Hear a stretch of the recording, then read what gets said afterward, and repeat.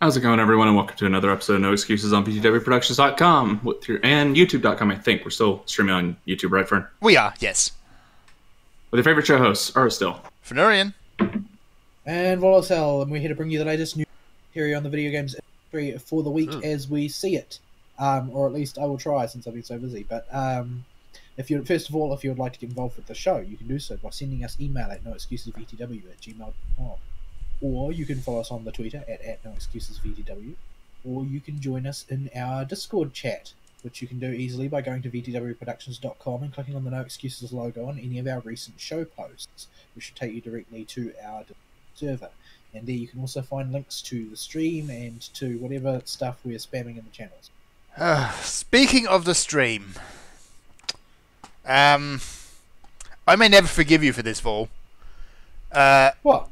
This is what I'm playing. It was a gift! It was a gift! There are some gifts, like, you know, razor blades.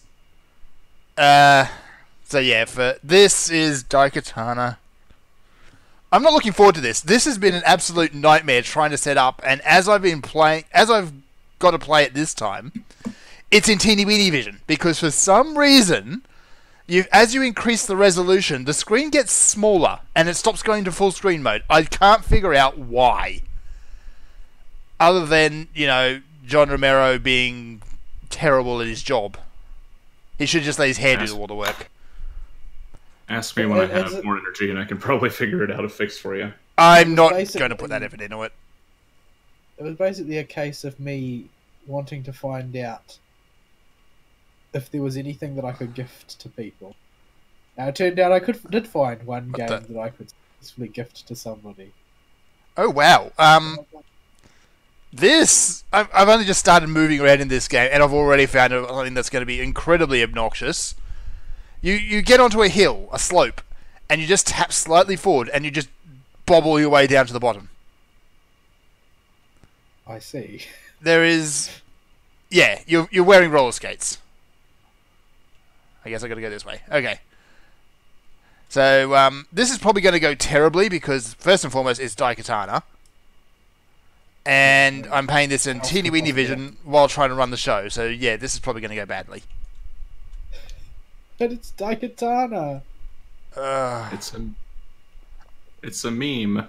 It's certainly a meme. I don't even know what's hurting me at this point.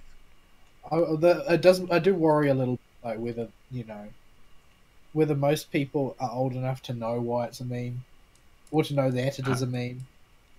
And I think the current stream crowd and the current YouTube crowd, the audiences there, are a little too young to remember when that game came out. Yeah. Those people are blessed. Or the ad campaign that preceded it. Wow, yeah. I am at 3 hit points already, and wow, this is awful. That ad campaign was in magazines talking about how John Romero was going to kick my butt or whatever it said. He's going to make you his bitch. That's right. Yeah. Are you allowed to say that? We're quoting. Yeah, I'm dead now. I don't know why I'm dead, I'm just dead. Yeah. Apparently I got killed by a frog, I guess. It's because you implied something bad about John Romero. I guess. His hair is struck out against me. So, I know you can't hear it on the stream because I've turned the volume off, but for some reason, this game doesn't need to load like that on this computer. Because it's a modern computer and it wasn't designed by Apple. But, it seems like the loading screens only exist now to play that irritating clicking noise it makes whenever it moves a little notch. Oh, so it has to go through the loading screen. I think it has to go through it. It's not actually loading as such. Yeah, but it's just playing the clicking noise just to be annoying. And my UI's disappeared now because why? What? There. I don't know, man. I don't think I'm going to be playing this throughout the entire show because this is just awful. We need you to give a thorough review so our listeners will know. Thorough review. Daikatana is Daikatana, and it is the Daikatana-iest. You already know what this is. There's nothing we can add to how bad Daikatana is. Everybody's talked about it. Yeah. But Iron Storm spent so much money making it good. The money and the hype, especially John Romero going, full hype on it at the time. This was how long ago now? 15 years? At least. So for those who don't know, Daikatana was supposed to be the next big thing in FPSs. Basically, it was, so basically to look at Daikatana is to sort of get a look in at what's going to happen to Star Citizen. Yeah, okay, I can see that because that's exactly what happened. Yeah, they spent all of their money pimping out their office. I'm sliding. And I'm dead again. Dead by frogs. This does not bode well. So yeah, that's Daikatana. It's awful, and that's all you really need to know. Just everything from hit detection to roller skates, wheels on your feet. It's all in there. Every complaint you could imagine about a first-person game. Yeah. But for the record, if you live in New Zealand, you can gift it to someone who lives in Australia. If you really hate them. I'm pretty sure it's on sale for $1 currently. $1 is too much. Okay, I'm going to just turn on auto aim and see. $1 I'm not going to get back. You're getting a good laugh out of it, at least. That's what it's paying for, really. It's the cheapest suffering I've ever inflicted on another living being. Okay, let's see how it works with auto aim. What? This is worse. There's auto aim? There is auto aim, and okay, that sort of works now. There's 2 crosshairs. What? It's auto aim, but it doesn't do anything. It just sticks another crosshair. Oh joy! There was a tie-in comic for that thing. There was advertisements all over the place. Like, they put money and force behind the marketing of that video game, and it was not good. They did, and oh wow, I just slid straight into the poison. Oh joy! This is oh wow right. In an attempt to rescue you, Fern, why don't we start with your week so you don't have to focus on Daikatana? Right, yeah, okay, that's enough of that nonsense already. So, while I can't even tab out of it. What is going on here? So, my week. My week actually started with fixing my computer. Because, yeah, turned it on Monday morning, and it didn't turn on.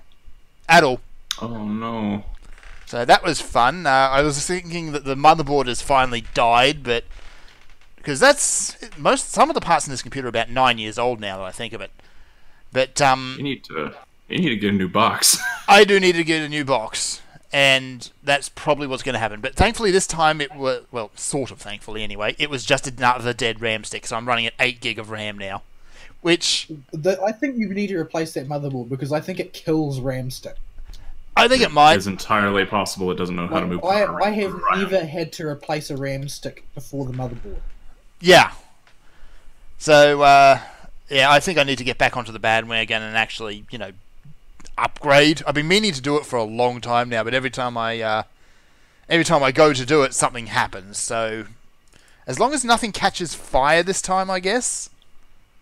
Just buy one video game that you really want to spend a lot of time playing, and then don't buy anything for a few months. Like Monster Hunter. Yeah, something like that. You've got Monster Hunter. You don't need other games. There you go. Just don't buy any video for a while and get a new PC. And you've got Berseria too. I do have Tales of Berseria, which I've been meaning to get back to. I kind of hit this point where I need to just stop and grind for a moment, and that kind of just kills the momentum of that game, admittedly. Oh, I actually love that in JRPGs. Like, yeah. When you can take a break from the emotional taxingness of the story, and just sort of sit down and grind for a while. Yeah. I guess I'm the sort of person who actually kind of likes being overpowered. Like, mainly because oftentimes the way in games that they make you dislike the villain is by making him be a smug jerk. And yep. I really enjoy throwing that smug back in their faces. I get overpowered by accident because I see stuff that can be done right now, and if it can be done, it must be done before the story progresses because it might not be able to be done later for all I know. Yeah. So completion ticks start going off. Yeah, that phenomenon. I first encountered it in Final Fantasy VIII, and it really traumatized me because the amount of missable stuff in Final Fantasy VIII is staggering. Yeah, and so when you get in that mindset, you will make yourself overpowered through the incidental grinding that will come just by digging around looking for whatever box is left in the overworld somewhere, or whatever it is. Yeah. So I'm actually playing Scribblenauts Unleashed, Unmasked now. So silliness is bound to happen. Hack it. No. Let me see. Let's go with Exploding Cthulhu, because these games, everything can be solved by Cthulhu. You're supposed to find creative solutions, not just turn to the Necronomicon every time. Nonsense! Yeah. Cthulhu solves everything. There, see? Cthulhu just solved that exploding cat vomiting tree. Problem solved. Cthulhu did it. Okay. So yeah, anyway, got my computer fixed, but yeah, I've got to upgrade and all that good stuff at some points very soon. Not happening anytime soon, though, because currently half the countryside here is actually underwater. Apparently water... Australia. Yeah, apparently water comes from the sky, and I never knew this. Well, you do live in a semi-desert on a sort of coastal area. I'm not that far close to the coast. The nearest coast is about 6 hours away from the coast. Nearest coast. It's hard for me to grasp how big your country is when I think of where your place is on a map, because I forget how big Australia is, because it's shrunk on most maps. It is. It's a continent. It's not an island. Well, it's also an island. But, yeah. There's a difference in terminology here. There is. So, it's been fun. We can't actually drive out of here in a lot of directions, and we haven't seemed to be able to see a plane in a couple of days. Thankfully, the utilities have still settled. have internet, given the sort of places they like to put nodes. Yeah. This is the rule, though, right? You warned me that the power might go out, so it didn't. Yes. It's because you warned me ahead of time to prep for it that it didn't happen. I got something just now in Monster Hunter called a mysterious face stone, but I don't know what it's for. I forget. There's a thing for that. Yeah, I don't remember. Oh, hold on. It turned into a pep jewel. I don't know what a pep jewel is either. I don't remember it. Oh, it's a weapon decoration. Oh, okay. Okay. So, I played a bit more Monster Hunter and progressed a bit further. I took out Lavasioth. Not thanks to Beetlejuice. And I finally got my Blast Hammer, which is ridiculously good against Radaban. Not so much against Lavasioth, though. Yeah. Does it do less damage when the blast goes off, or just take longer for the blast to trigger? I think it just takes longer for the blast to trigger. Okay, because I'm pretty sure blast is a set 80 damage when it goes off. Yeah. Well, it's 120 on that hammer. What? Well, yeah, I assume you have plus blast crap on your stuff, too. Not yet. I've actually got to kill Beetlejuice to get some of that. Okay.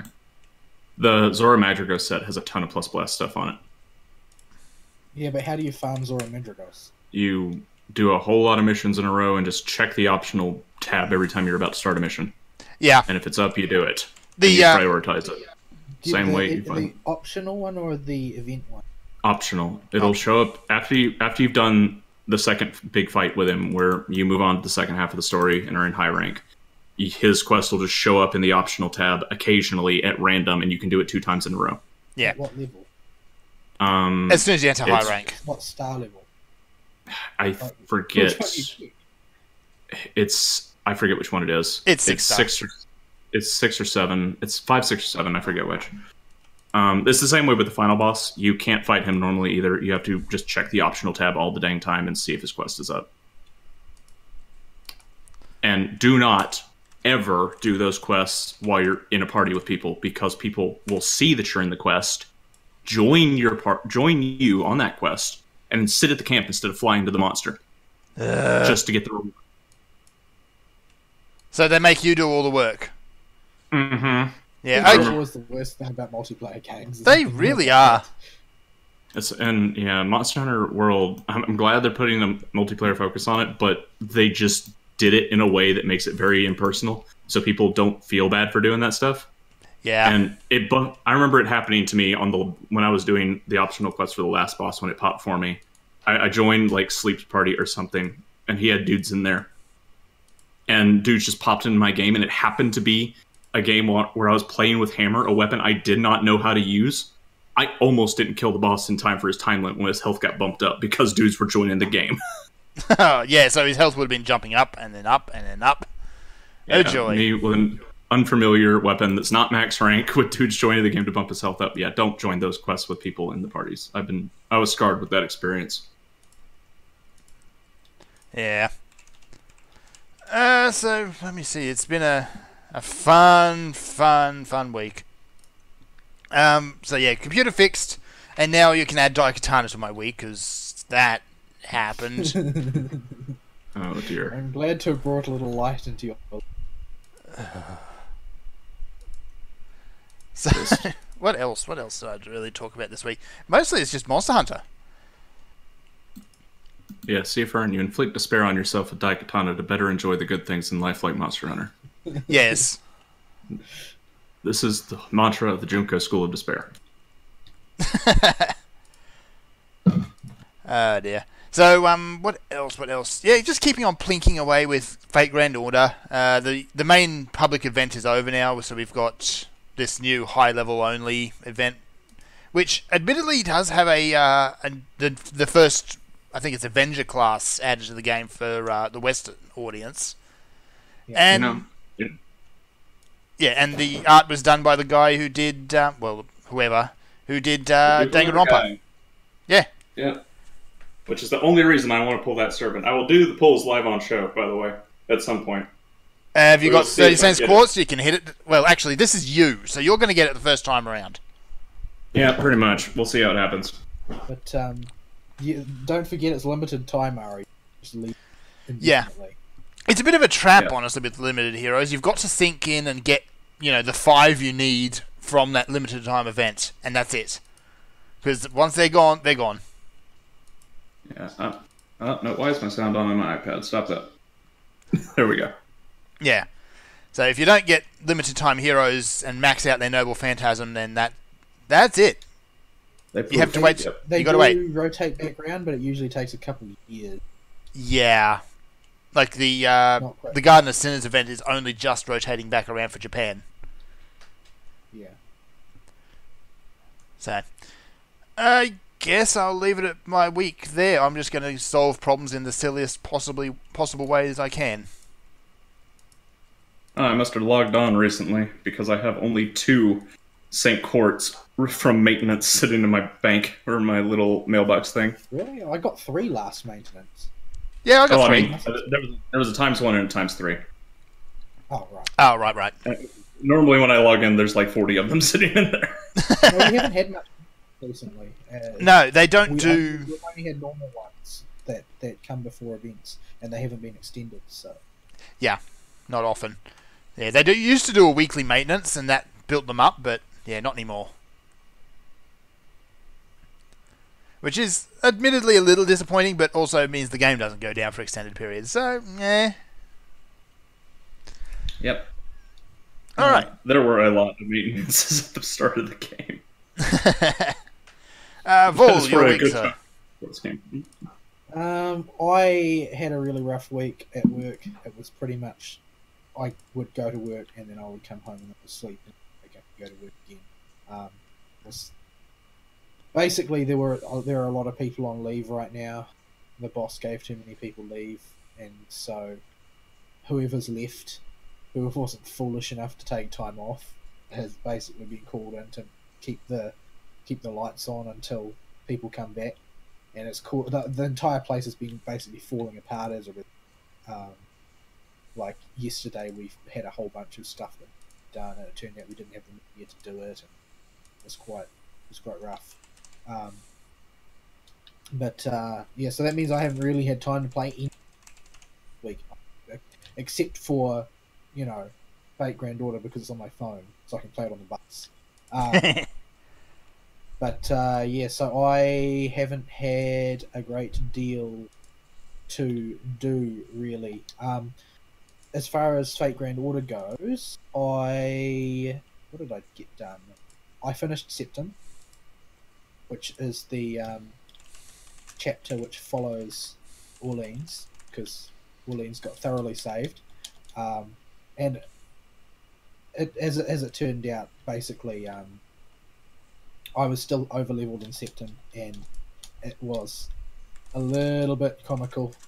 the discrepancy between the difficulty that the characters thought things were and the difficulty that I was actually experiencing, they didn't quite match up. But oh great, Rathian has decided to crash the party again. So yeah, I don't feel like it had as much sort of, as a story, it didn't have the sort of dramatic weight that Orleans did. It was basically following Nero around on a road trip, more or lessly. And by that I mean at the head of an army. But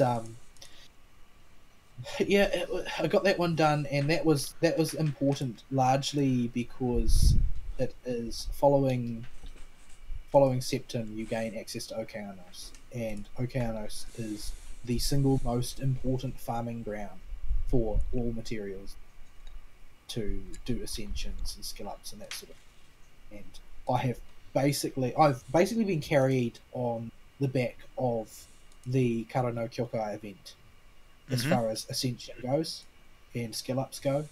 Like, the stuff that I managed to get from that event is all that has been keeping me going.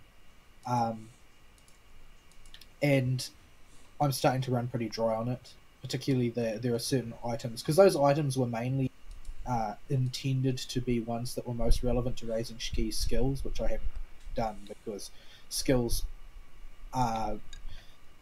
they're expensive to improve, and they are only relevant when you need a small edge, and you can get a large edge simply by overpowering your opponent. So since I'm at a low level where it's easy to gain large amounts of experience, comparatively speaking, I have been neglecting skills in favour of ascensions. But ascensions are expensive. I keep burning through all materials. There are some materials that just weren't in the Kara no Kyokai, which Shiki doesn't use them. So I'm basically stuck with a lot of my characters. Caesar can't ascend any further because I don't have material. Same applies to Medea, to Hans, to a bunch of my servants. So their current levels are maxed out, and I basically to farm. The Okeanos is the way to do that. Apparently, pretty much all the stuff has the highest drop rate there. And I'm just starting out clearing that right now. And the reason I'm just starting that out is because I've dumped most of my AP lately doing more XP grinding quests. Largely because I had my first semi-fortunate pull. Now, I'm not that interested in getting Edmund done, but I decided, you know what, it is a special banner, so I might as well just, YOLO one summon ticket. Just do one. Leave it at that. Because I had 7 summon tickets at the time. I was like, I can spare one. So I dumped that in there. And I pulled St. Martha. Nice. Who, I'm relatively happy with that, because while she's not, top shelf, she's a 4-star. And she has miserable damage, super miserable damage. My Medusa does more damage than she does. But my goodness, this fight is going on forever between the Rathian and the Toby Katachi. I'm just waiting for it to get over so I can keep going. Yeah, so I've diverted a bunch of time to trying to level her. She fits in with a lot of the teams that I tend to use quite well, because she's basically a caster that happens to be in the rider class by chance, basically. My goodness, Toby Kadachi is really savaging that. So I've spent a lot of time on that, but I'm looking forward to getting Okeanos done so that I level up my character. I don't want to run into too many more situations where an event comes down, I really, really got to use every dirty trick in the book to get through it, which is what I had to do for Karo no Kyokai. And I did it. I got there in the end, but I'm not really happy with how I did it. Like, borrowing somebody's John and soloing the final boss to death wasn't really what I was hoping for. No, strategy. It makes it feel like somebody else did it for you. Yeah, but at any rate, I'm hoping that I can, get my welfare servants and 3 stars up to the sort of level where there won't be too many events like the Dante's Banner where I just can't really meaningfully participate. Well, it's not even that I can't meaningfully participate. You physically cannot participate in the current London quests if you haven't cleared London, and I'm not even up to London. But yeah, now is a good time to work on story quests because of the half AP promotion, which is running for during the duration of the high level challenge. And apparently, according to the people who are participating in the challenge, this series of events isn't regarded as being high intensity the way Karo no Kyokai was. Like, you don't have to farm and farm. But yeah, the next one, and the next major one to come out will be the next event, which is Jean Alta, and I'll probably blow what Saint Quartz I have at that time. She's just it's sort of like, people say that rolling on the Jean Alta banner is being a meta slave, but number one, I don't really care that much about the meta because it's a single player game, essentially. Yeah. Number two, it's not really being a slave to the meta because meta says, oh my goodness, Tobi Kadachi just ran to the next station. Rathian followed him and they've started fighting again. Those two really hate each other. Yeah, apparently. And in the second place, I don't really care about the meta because the meta is actually like, how do I say? It's like the people who are looking at and then using the meta are like, they're saying that because the meta says people are going to roll on Jean Alta, of Jean Alta, so the meta now says you're supposed to roll on Dante's because Dante's will be rare and people will likely to use it. You know what? I'm just going to push Tempton's summon button and not worry about the meta. I'm just probably going to borrow somebody else's Dante's. That's a gold card on the first pull, by the way. Frankenstein's alright. She's not great, but she's not bad because, well, star rating. Yes. But yeah, she's not good either in that sense. But yeah, it's certainly in the third place, I suppose. I don't care about the meta because I need Jean Alta to be my damage hose character because my current damage hose character is still Kiyohime, who has been ascended repeatedly now in her third art, but is still getting one shot in farming quests. Oh dear. Which doesn't please me. So yeah, I will probably block Saint Quartz on that. The problem is getting a whole bunch of Saint Quartz because I'm not a whale. So yeah, I don't intend to buy Saint Quartz. The Saint Quartz is so expensive in this game. It's not incredibly expensive. It is not worth it. But the thing is, I see these people talking about how they spent, at least 800 Saint Quartz on a banner. Like, what? Is this what people do with their money? People have that kind of money? Apparently so. Guess? Not only do they have that kind of money, but they figure that the Fate Grand Order is the best way of spending it. Like, oh man, I just got 3 hit by that Tobi Kadachi and I couldn't do anything. The Saint Quartz prices are so absurd.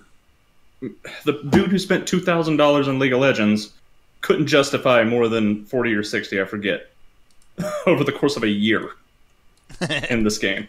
Why though? I think that I would be tempted if there was a banner for a servant that I really, really, really liked. Not that I wanted from a strategic perspective, that wouldn't be worth anything to me, but that I really liked. Then I think that there's there's a non-zero chance that I would go for it. The last banner At was least the once. only one like that for me. But I got her like on the second pull, or the first or second, I forget. Yeah, I don't know. Like it's just all gacha games like this. Like you guys played the Fire Emblem one, right? Yep. Yeah, they're all like this. Every Yeah, single one of them. It's just how it is it? This is just the Yeah. trap. This is how it is. I can only imagine it must work far better on Nasuverse fans than on Fire Emblem fans. Well, of course, Nasuverse fans are obsessive when they get into the universe because it's so dang deep. Yeah. They're crazy. So. All right, second pull. Got a Frankenstein, the first one. Oh dear. This will just go. I'm gonna let the full animations play out because it's more dramatic that way while we do the weeks. If something happens, I'll let you know. But yeah, so I think I've got like, you know, some 60 odd. I think so, maybe 65 Saint Court, something like that. I'm not really 100% sure. Oh, apparently Toby Kadachi is not actually weakened. It just went to sleep because I'm that boring to fight. Because now he's stuck in the pit, not doing anything. Oh, anyway, it's quite a change in gaming habits to find myself being a mobile gamer. It's not something that I had ever anticipated because, you know, I've never had a full-time job that, you know, didn't have an end date on it before. So yeah, it's been a bit strange relying on something like that to get the old gaming fix. But yeah, at least I'm enjoying it, I suppose, because of the subject matter, no doubt. I don't think it would hold my attention with the neutral subject matter or anything like that. Yeah. But That's how all gacha games get you. yeah, I suppose so. I mean, I presume they don't really vary that much relative to each other. The gameplay is, from the three I've put time into, I mean, between Fire Emblem Heroes, this game, and Summoner's War, they were all very different games, but that's a Gold Berserker. Heracles, I got another one. Right. See, Okay. this doesn't happen to other people. You No. realize that, right? It's because I'm not that invested in it. That's why it's happening. Anyway, I forgot what to say. I didn't have time to do a great deal else this week other than that. I did watch the next Fate Extra episode. It continues to be quite good. It continues to be, you know, quite dark and generally speaking isn't very hospitable compared to some of the other ones. Although, you know, they tend to go that every story. But, yeah, I think it's just the very quirky directorial style makes it seem a little bit more unsettling, a little bit more malicious than you normally see from just, you know, straight up quality. Sort of doesn't add tones of its own. But Yep. yeah, I'm trying to think of anything of note that I did. Really, Gotta say, actually, I finally sat down and started watching the latest Unlimited Blade Works, or Unlimited Budget Works as it's commonly known. Dub or sub? Sub. Okay. It has both the best voice actor and the worst voice actor in it, so... Yeah. I kind of like this version of Shiro, even though he's still kind of annoying, but I really honestly feel sorry for Ryder. She gets no screen time. Well, she doesn't Yeah. until Heaven's Feel, even in the novels, pretty much. Yeah. Like, but particularly in this version, like, I've seen other versions where she's gotten to do, you know, something, usually just walk around and talk, but her corpse got more screen time than she did. the thing is, even in Heaven's Feel, like her first appearance in the movie is her getting absolutely wrecked. Yeah. like in not merely losing, but getting crushed in humiliating fashion, which is basically your destiny if Shinji is your master. It's because Shinji is terrible. Yeah, but my goodness, she's a very popular character in the fandom, so I suppose she's got that. But yeah, and also she has the added benefit of being one of the servants who gets to stay behind after the story when her story, the story where she features greatly, finishes. Like she doesn't disappear. Yeah. Mm.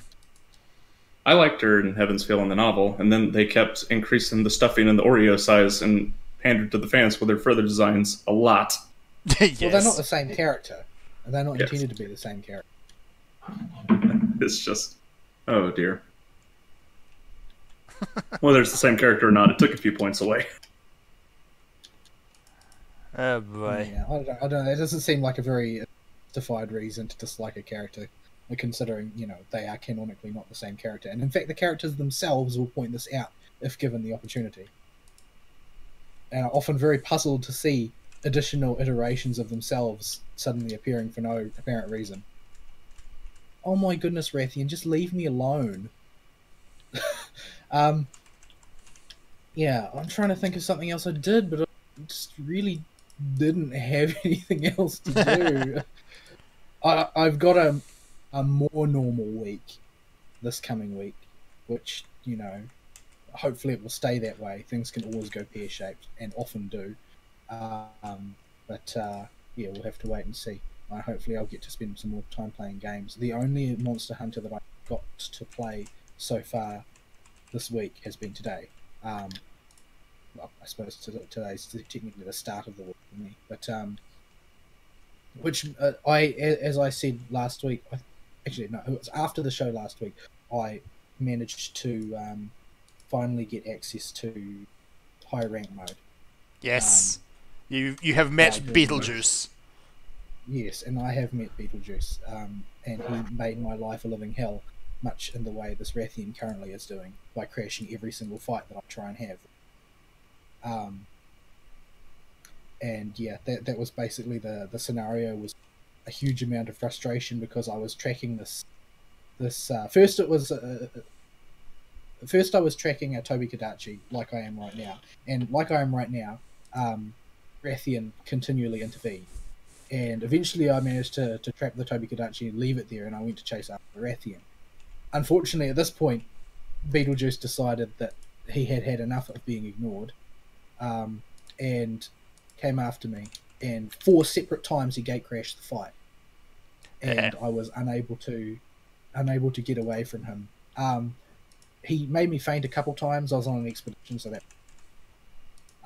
but he kept at it for so long that eventually the Rathian just left the stage, and so I must at this point reiterate for the nth time my extraordinary distaste for this mechanic. Like I hate it. I don't want it to be in the game. I wish it wasn't in the game. I don't understand why they thought it was necessary, because there's got to be a better way. But yeah, he's certainly an impressive beast and a very noisy one, and the biggest showboat into, which actually makes him relatively easy to fight because he does not engage without showing off ridiculously. Like it's not good enough for him. He has the biggest tells. Attempt to hurt you. He has got to strut first. He's got to make sure you know that the boss is in the building. So, yeah, I'm looking forward to putting him in the ground. But yeah, we'll have to see. I'm still having more trouble with Fanged Wyverns than any other type, other than Anjanath, who I consider to be his own type. But yeah, it's like Toby Kadachi's wrecking me today. Like naturally, I haven't had much opportunity to fight ranked, but the Odogaron was a huge problem. This guy is being a huge problem. It's simply the opportunities to really put pain in them are pretty limited when you're losing. Yeah, but I'll leave it there because I'll ramble since I did so little this week. But, yeah. All right.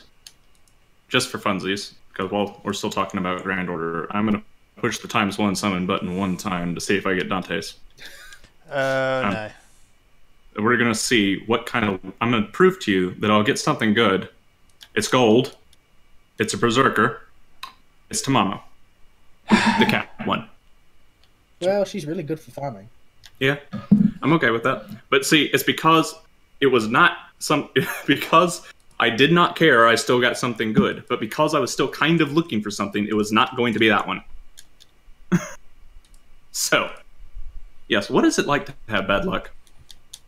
I don't It's pretty understand. awful. It's a huge inconvenience, mainly in vid.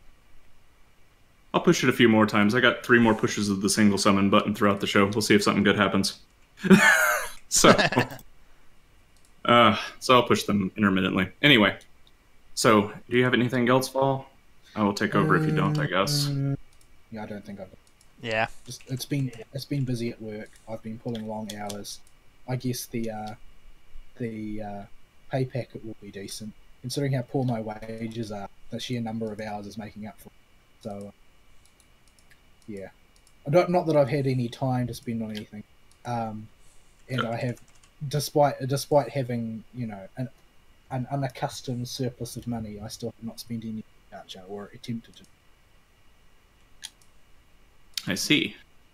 So, I guess I have not played very much Grand Order the past 2 or 3 months, just because I'm not nearly as into Nessie versus Vol is, and I've had the game to sit around in my lap for a while to poke at. So by the time they got it, I've not been motivated to put a whole lot of time into it.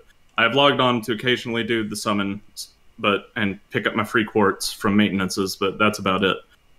I'm pretty sure that my level is substantially ahead of you. My player level. It probably is. So, this week I have 3 recommendations-ish. One, yeah, you're way higher than me. I'm like in the 40s, maybe. So, let's see. So I have 1 negative recommendation, 1 pseudo recommendation, and 1 franchise to talk about. Okay. So, the first negative recommendation I'll get to now because I really want to get that done so that nobody has to experience this. So one of my friends has this book series she is obsessed with, and it's called Kate Daniels, and I've been holding off talking about this series because I didn't quite know what to think about it, and it took me a while to decide it was just bad. But it's not just bad in the conventional sense. Everything's done competently in the books. It's just we've seen all of this before. It's just another urban fantasy with a really magically strong female protag who finds a hunky man and their relationship together and how they deal with the supernatural threats of the urban fantasy world. We've seen this so many dang times in books, especially recently. Like, it's just, I was banging my head. I'm like, do something different as it was playing as an audiobook.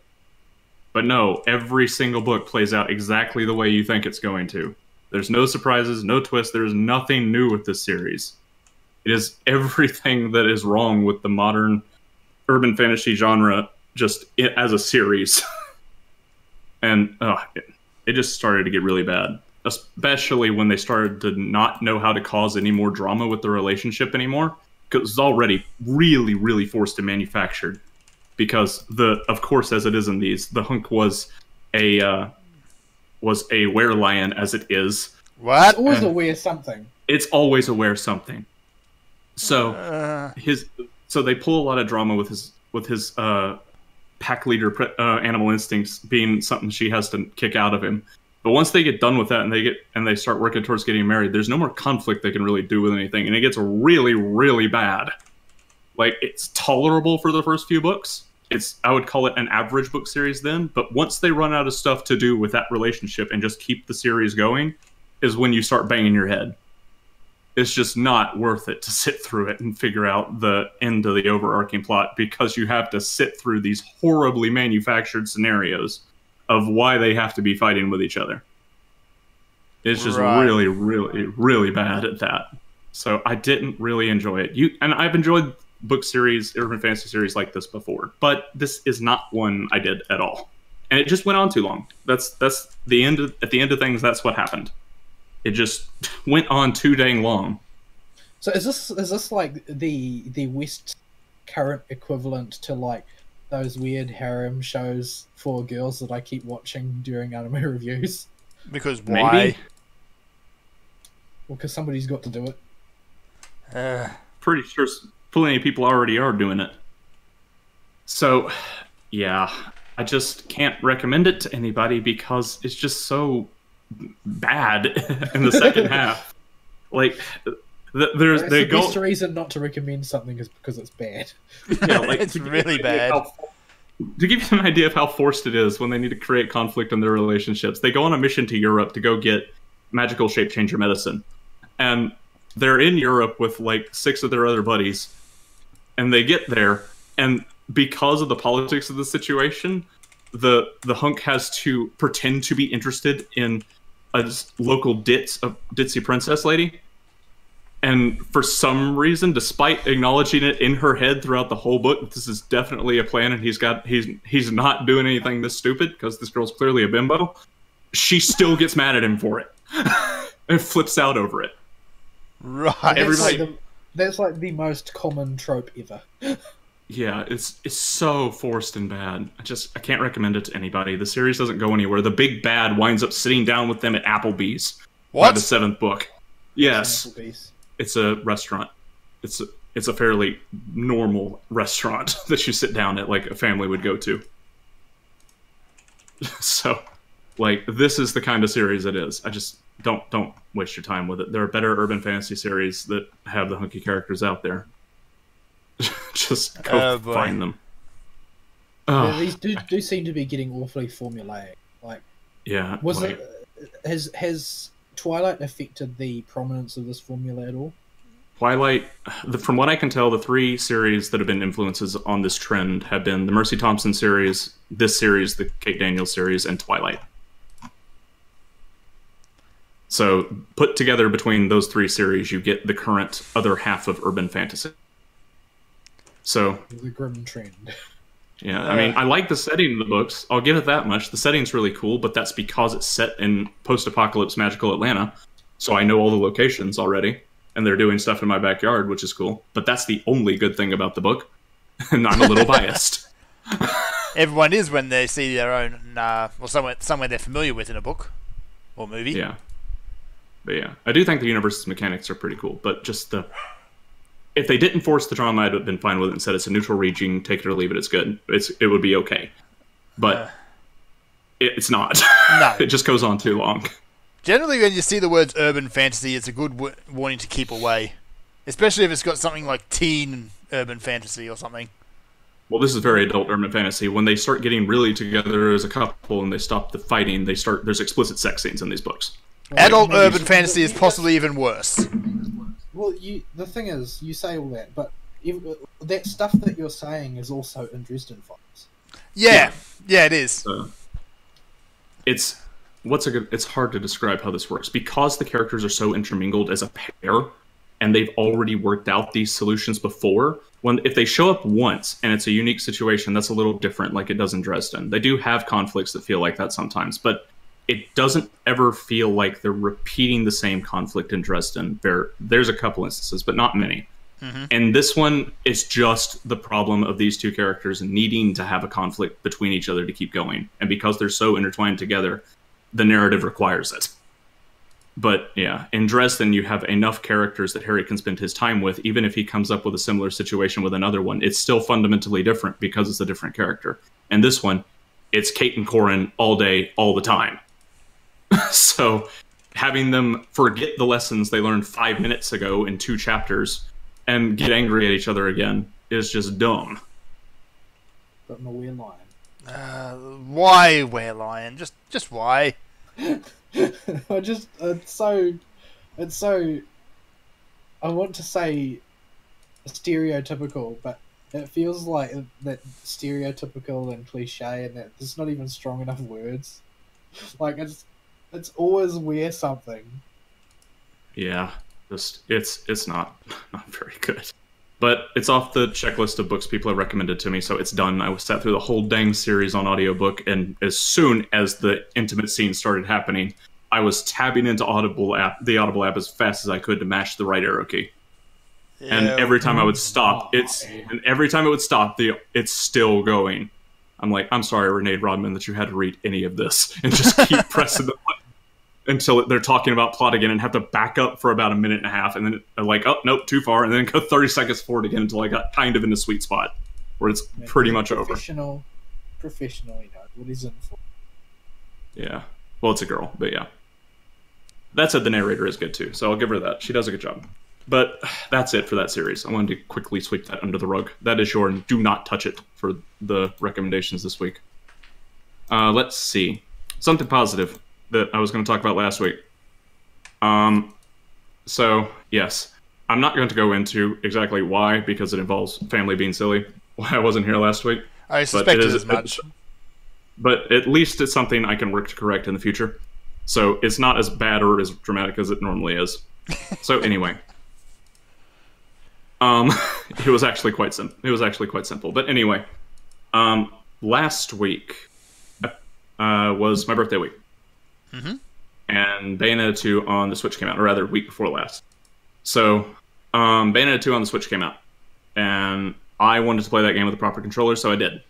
And I completed the game 100%, and the last thing I had to do, well, before we get to that, completing the game 100% was not that hard, to be honest. It was just time-consuming.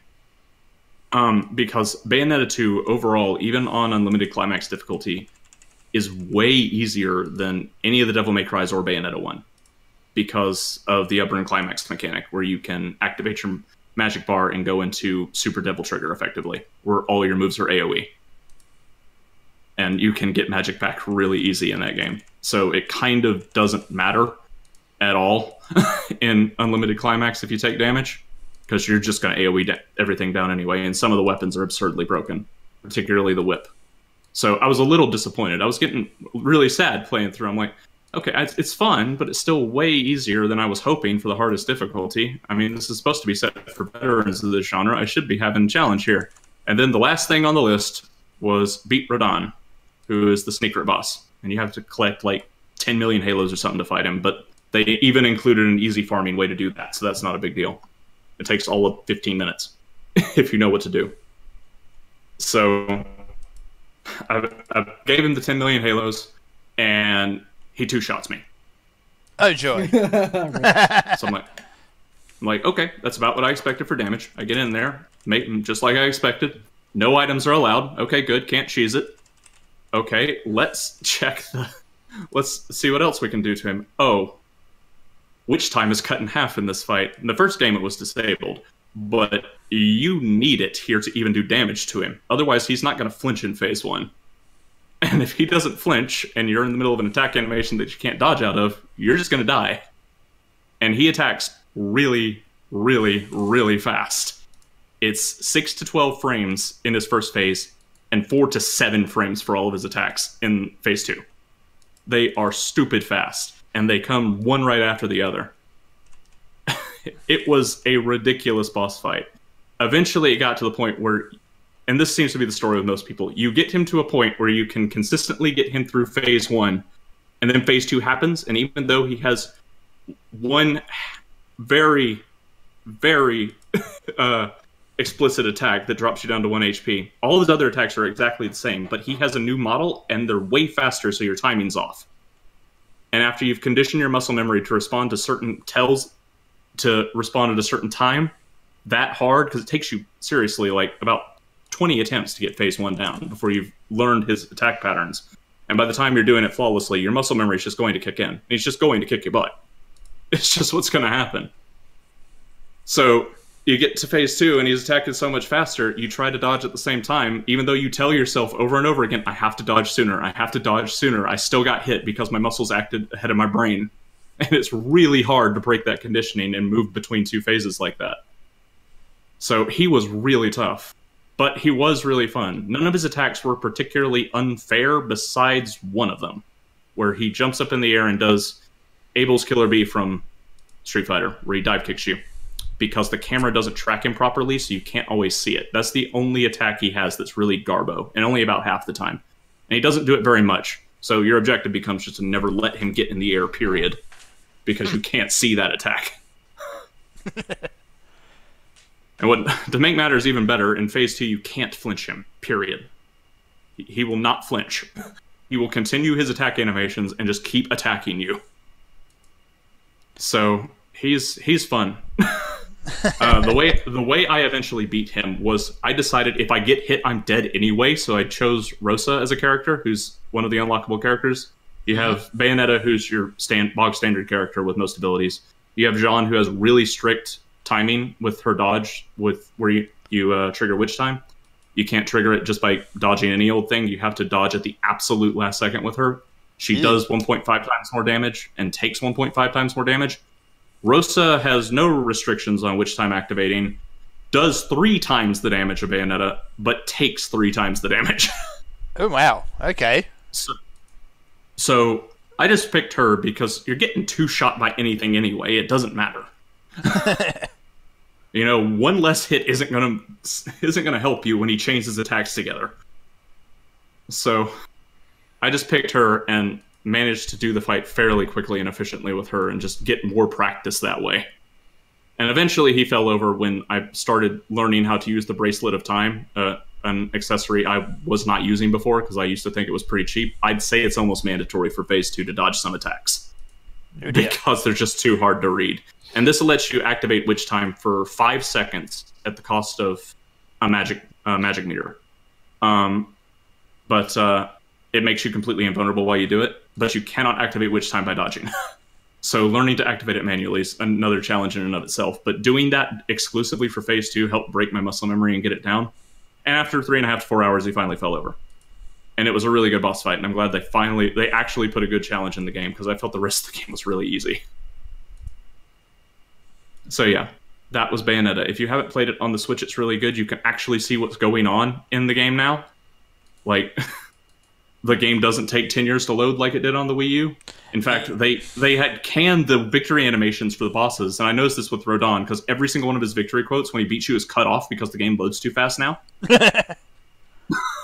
So, but yeah, the loading screens are not a problem like they used to be, and in Chapter 13, you get to see Baldur and Rosa back in a flashback, and you get to fight alongside them briefly, but you could not tell what the heck was going on because so many particle effects are on the screen, and on the Wii U, it just couldn't render it. Your frame rate would tank. But in the Switch version, you can totally tell what's going on, and it's actually an awesome scene. I used to hate that chapter, but now it's one of my favorite chapters. So yeah, go buy it. If you have not played it yet, go get it for the Switch. If you thought the Wii U version was a little meh, the Switch version's pretty good. And Rodan is there for those of you that want to get your butt kicked for 4 hours. Wow. Butt kicked. Like, that's not really what you described as happening to you. No. His Raging Demon attack has him laying down next to you smoking a cigar while your clothes fall off. Yes. He does have relations with you, and it drops you to 1 HP. Oh dear. Not necessarily consensual ones. Not sure we can say the R word on the show. Yeah, probably should. Can. Probably just avoid probably it. Yes. But yes, he has an attack. I thought it was just gamer lingo, because that word is used for gamer lingo all the time. No, it's quite literal. Oh dear. Yeah, don't touch the white glowy hand. The white glowy hand is bad, okay? Yeah, that's the other reason your hit points don't matter. Okay, so that is the first positive recommendation. The second, we're going to do a franchise talk, briefly. Okay. I'll log out of this. So, the other game that is significant is the new Cyber Sleuth game, for Digimon. Yes. So, Digimon Cyber Sleuth Hacker's Memory. So, this is a hard recommendation to make, even to people that like the first game, because when it was announced that it was a holdover game. It was not going to have much new content, and it was a side story to the original Cyber Sleuth because something happened with the schedule of the first game, or the sequel to Cyber Sleuth, where they're not going to be able to get it out quite on time, so they gave us this to hold us over until the next Digimon story can come out, which will be set in a different universe like most of them are.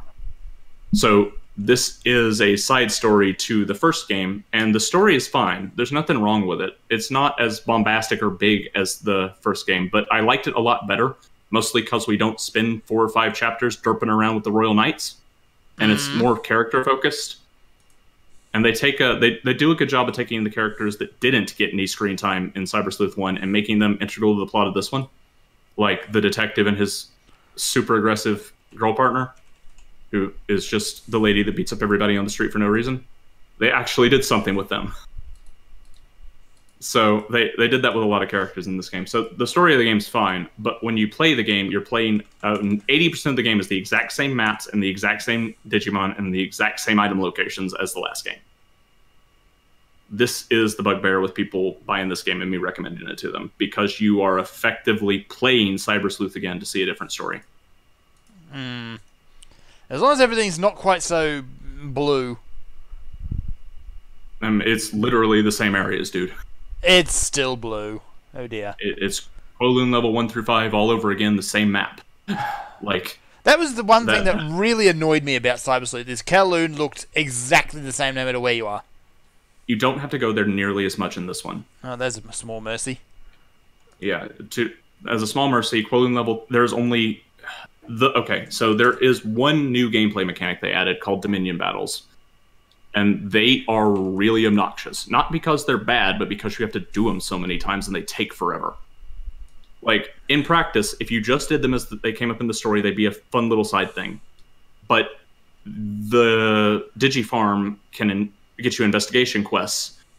And if there's no new quest to pop up, it's going to fill your farm quest log up with these stupid Dominion quests. And you have to do them to clear them out. And they're going to take 2 to 5 minutes per one to clear out of that log, even if you've already done them. So the amount of times I had to beat Team Young at Hard in these Dominion battles to get it off of my log is absurd. So yeah, the way the Digilab works now, you're not going to go be getting the same junk every single time. Each new chapter unlocks new quests from the Digifarm, instead of it just giving you a random number of them from the pile. And if there are new ones, it will prioritize giving you those if you investigate on each chapter, instead of having to investigate nonstop for it and hope the new quests appear. So you're not repeating going to Kowloon level 3 to pick up, Gabumon's whatever in some random place on the map that's just a shiny, like, generic 100 yen object looking thing. Time and time and time again, yes. Yeah, and no more of that. You only have to do the find me my thing once, and you only have to do the beat the hacker once.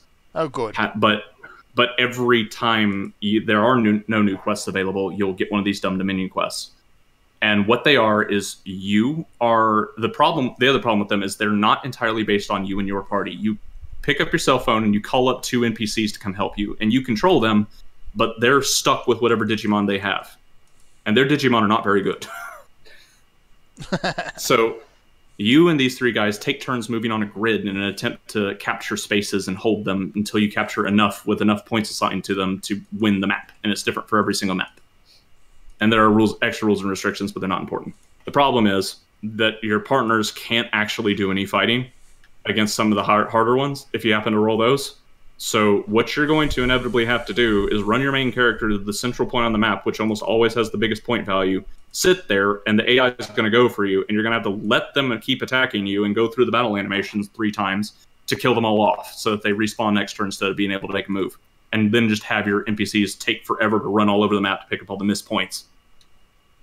So it is a little painful. And you just have to do it so many times. I don't like it at the end. If you're going for completion, this game's going to break you because of the Dominion battles and how many you have to do. It got to the point where I could literally do the first 3 looking at another screen answering emails for work. Oh dear. I didn't have to look at the screen. It was so muscle memory. But yeah, the rest of the game, it's pretty good. They did add 100-ish new Digimon to play with. Some of them are stupid broken and almost mandatory for the post game. Yee. And some of them, I suppose, are just stupid. Yeah. So they put out a free DLC on day 1 that includes the Nun Digimon Sistermons CL and Blanc, I think. Ew. So you get the Nuns, and the Nun Digimons don't have proper Digivolutions. They have awakened forms, which are still counted as champions, but as strong as Ultimates or Megas. They're strong Ultimate, weak Megas.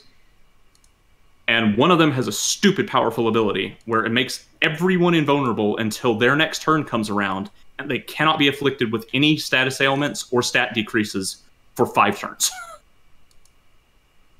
It's so busted. And it's mandatory because in the post-game, they will just keep slapping on debuffs to you until you don't get any turns, or they will interrupt your turns and take 6 turns because the AI has to cheat to beat a challenge in that game. Because they did not balance it very well. And this was the problem with the first Cyber Sleuth. It's not balanced at all. Anything that has the word defense penetrating on it, on a strength Digimon, is going to one-shot almost anything. So the way they get around that happening again in this game is just make the AI cheat. Like, you go into the offline Coliseum for the last challenge, and the dudes will just start randomly saying, now I'm fired up, and put this insane, like, double damage buff on all their dudes, make them take 6 extra turns, and restore all their HP. And you're just like, what are you even doing? That is not allowed. And if you don't have, like, some of the OP stuff you get from the new Digimon, you're not going to survive through it, no matter how busted your team is. There's only so many turns you can live. But Sister Mont Blanc makes it all irrelevant because you're immune for those bonus 6 turns they all get. So that's the Vigi game. I would talk more about the story, but I don't want to spoil it, and talking anything tangentially about it requires spoiling Cyber Sleuth, which is still a new-ish game. Yeah.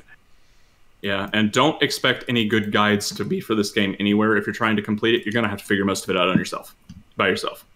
Although, I'm surprised people need to be told that the Digimon that says greatly increases EXP when equipped with items that also increase EXP is probably a good idea when you're trying to level up Digimon real fast to fill out the compendium. Do people need to be told that? Or are there just people who think people need? There are people that are in the YouTube videos that are showing the strat that's been known since day one in Cyber Sleuth for this game saying, oh, I didn't know that, with like 400 upvotes. I'm like, you people are stupid. You people are dumb. Do you even read the descriptions and passives of your Digimon? They're right there in big text. Nobody does. The thing is, like, this doesn't really seem like it deserves being called a strategy. Like, everybody knew that if you wanted a bunch of EXP, you killed Cactuars in Final Fantasy. Mm-hmm. Like, there's not... Nobody ever elevated the level of the strategy or secret knowledge, because you could basically figure that out by looking at the EXP that you... Yeah. It seems like...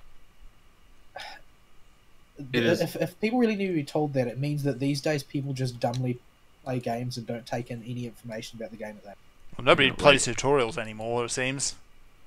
Yeah, well, those of us that used to play games back in the day, get off our lawn, we're able to, generally look at numbers and what a stat or effect says and say, okay, I got this much number from doing this in this much time is what it felt like. I'll do it a few more times if it's efficient. If not, I won't do it anymore. We're able to do that instinctively. But these people are apparently not able to see greatly increases EXP, equip that monster with 3 items that say increase EXP, and then put 3 of them in your party is a good way to level up everybody so they can digivolve and you can fill out your compendium. This is apparently mind-blowing to people. Ugh. Like, you're not going to have a hard time figuring out what to do, except for a few cases with the medals, which are the stupid Digimon medals in this thing. So, despite having a lot to talk about, it's mostly 2 weeks of me doing stuff while I was working. Bayonetta did not take that long to beat.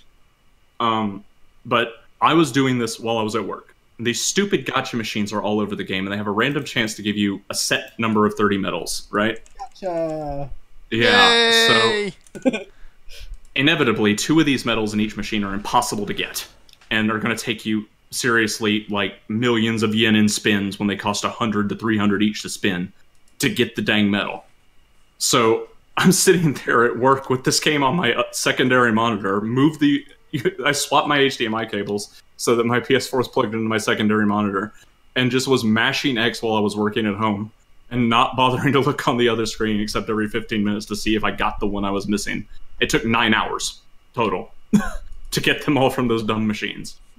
Oh dear. And originally, the reason this wasn't a turnoff to not do the platy right away was because I had a turbo controller, and it had been sitting there working fine for the first half of it.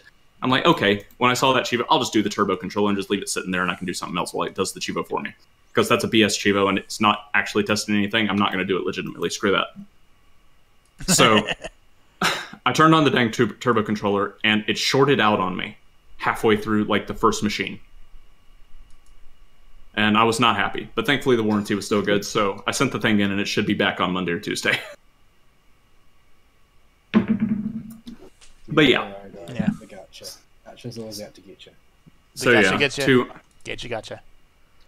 So yeah, the post game in this is a little grindy to fill out the compendium. So during sprints of grinding the compendium, I tried to find the Digimon Tamers dub localized somewhere, or not localized, but set up somewhere, like anywhere on the internet, and I found it in the weirdest place. Talking about the database. The database? And the names of things in Digimon. Oh, right. Okay. So the medals have another problem where they're not labeled correctly. The intern who was punching the names in for these in the localization did not do the indexing right. He messed something up bad because some of these medals, the worst offender was one that was like Blizzardmon was named Wargrowlmon when it was in my inventory. It came out of the machine saying it was Karamon, and it registered in the menu list as like Vikemon. What? With a picture of Gallantmon. Like, everything was wrong about this medal. Absolutely everything was wrong about it. And, this was not a solo instance. This is just the one off the top of my head that I remember. But this is why the medals are so hard to find, because people are listing them in the Japanese version, because you don't know what medals you're missing. They're all question marks. So you have no idea where to go look for them until you go online and figure out where they drop or where you get them. And some of them are just not correct. So that's a thing. And yeah, it was a pain in the butt. I was tearing my hair out when it first happened, the little bit I was doing it manually before work one evening. I think I messaged Fall about how angry I was at it. Yes, you did. It made me quite mad. So yes, just understand that any list of medals you find, they're wrong because the game's broken. It's not the list's fault. It's not your fault. You're not going crazy. The intern just fell asleep at the wheel. The intern just did not care. Yeah, he did not care. There's about 12 medals that are like that. But thankfully, of the new medals, aside from the ones in the gacha machines that can only be gotten there, when you get to the post-game area, they just spawn randomly on the ground. It's a random medal. So if you're missing like one medal, it's not worth it. If you have no clue where to get it and there's nowhere on the internet that you can find to get it, just go run around the Abyss server for like 20 minutes and you'll probably find it. So don't stress too much about missing medals in the game other than Matadormon, who is like in chapter 13 or 12 as a boss.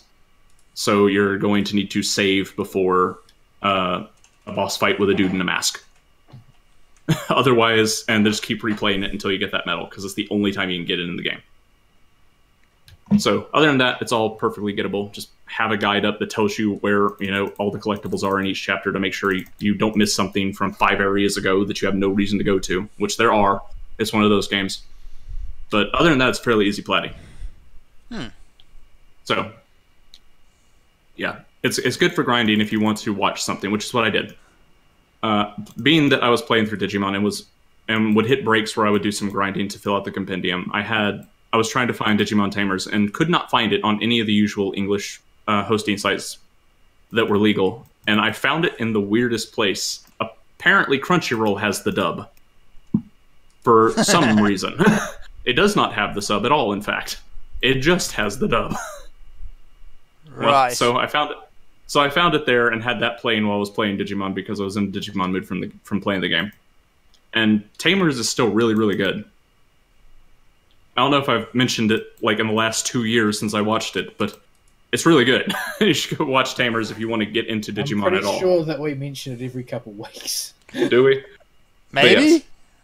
So what's interesting about it this time is I discovered something I didn't know about the series before, and that's the director or the writer who was really, really dedicated to this series being good.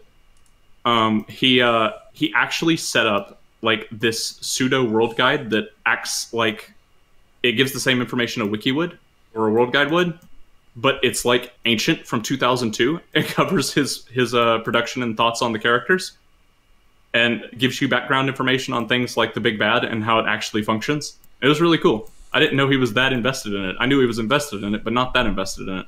So the link's floating around like everywhere. But if anybody wants it, I can give it to them. I have it somewhere floating around. Sure. But yeah, I just thought that was really cool. You don't get that kind of support anymore. not for any series, especially coming out of Japan nowadays. Well, you do sometimes get like Nia. Yeah. Well, yeah, but Yoko is a special case. So, yes, that's why Tamers was significant this time. But the other reason Tamers is relevant is because while playing through Cyber Sleuth and having them going side by side, Cyber Sleuth just ripped everything out of Tamers. Like, it just copied it. Like, Tamers already copied a ton of stuff from Evangelion and Lane, but Cyber Sleuth just rips Tamers off. Hard. Really hard. If the big bad was white or was red instead of white, it would be called plagiarism. But, I mean, like, if you're going to rip something off, you might as well rip off something good. Yeah. True. So that was interesting. So those were the notes I had on going through it while I was watching Tamers. But yeah, Tamers still good. Anyway, so then we have the movies, which the fifth one came out not too long ago. Well, it actually came out about a year ago. But I hadn't watched it because I was waiting for it to get closer to the sixth movie's release or for the sixth movie to come out. And since I was playing Digimon now, I decided to rewatch them all. And with a clearer head, watching them with a Digimon mindset and being reminded of how all the characters are supposed to act, I have a better impression of how good the movies are.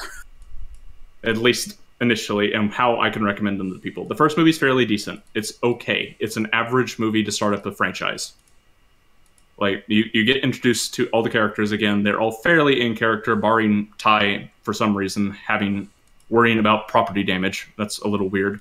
But other than that, everything else about the movie's fine. And the big climactic fight is really well animated, and it's nice. The second movie's garbage. Absolute, total garbage. That wastes so much time just completely forgetting all of Mimi's character development and having her go through it all again.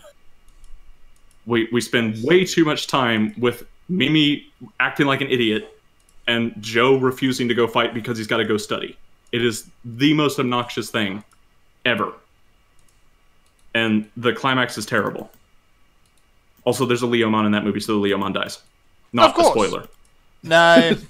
I feel bad, he always dies. And it's always sad every time. Yeah. They kill him pretty good this time, too. Why would you do this? Because the guy that directed Lane decided Leomon dying needed to be a trend. That's why. So, the third movie is much better, and there are some iffy moments in it, but honestly, it's all worth it for Tentamon at the end of it, who is a fairly underdeveloped character in the normal series, but he finally gets a big whole, like, last fourth of the movie to shine and be a good character. Yay. So Tentamon is best partner, period, after what he did. Tentamon's a nerd. Tentamon is awesome. So, and then the fourth movie is a little awkward to watch because of movie 3. It's just a weirdly paced movie. It's not exceptionally bad like the second movie, but it's not good. It's somewhere between mediocre and bad. And then the fifth movie finally gets around to the plot because the movie series is just so dang slow. We have plot threads hanging from movie 1 that we just still don't have a clue about. Like, I don't know where the season 2 kids are. Everybody's wondering where they went. Like, you see them briefly in a flash sideways or flashback at the start of them getting owned in the opening credits sequence, and they just never discuss them. Like, the kids are gone, and nobody seems to care. And we're 5 out of 6 movies in now, and still don't know what's going on with them. So, the fifth movie is much better, though. It finally starts answering questions and putting character motivations actually on the table. So, you have to wait forever for this to get to this point. And this is the breaking point. Because it takes 5 freaking movies for this plot to get rolling, I can't recommend the series to anybody other than hardcore Digimon fans. The ball just doesn't get rolling, period, until the end of movie 3. And it bounces around in movie 4 and then starts rolling pretty good in movie 5.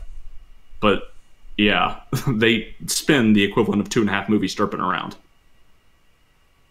Like, did we really need to see Mekumon and Biyomon getting lost in the hot spring for, like, 20 minutes? No. No, we didn't. But my hot spring... Gotta have that hot spring episode. Red. Yeah, I think that's like in episode 2. Yeah. And then there's all the character stuff, like the new character is really divisive, and nobody's quite sure how to feel about her and her Digimon, because they feel like they're from a bad fanfic, and we don't know where their character arc's going because they won't address the dang plot. They got plans. They got big plans. We hope they do.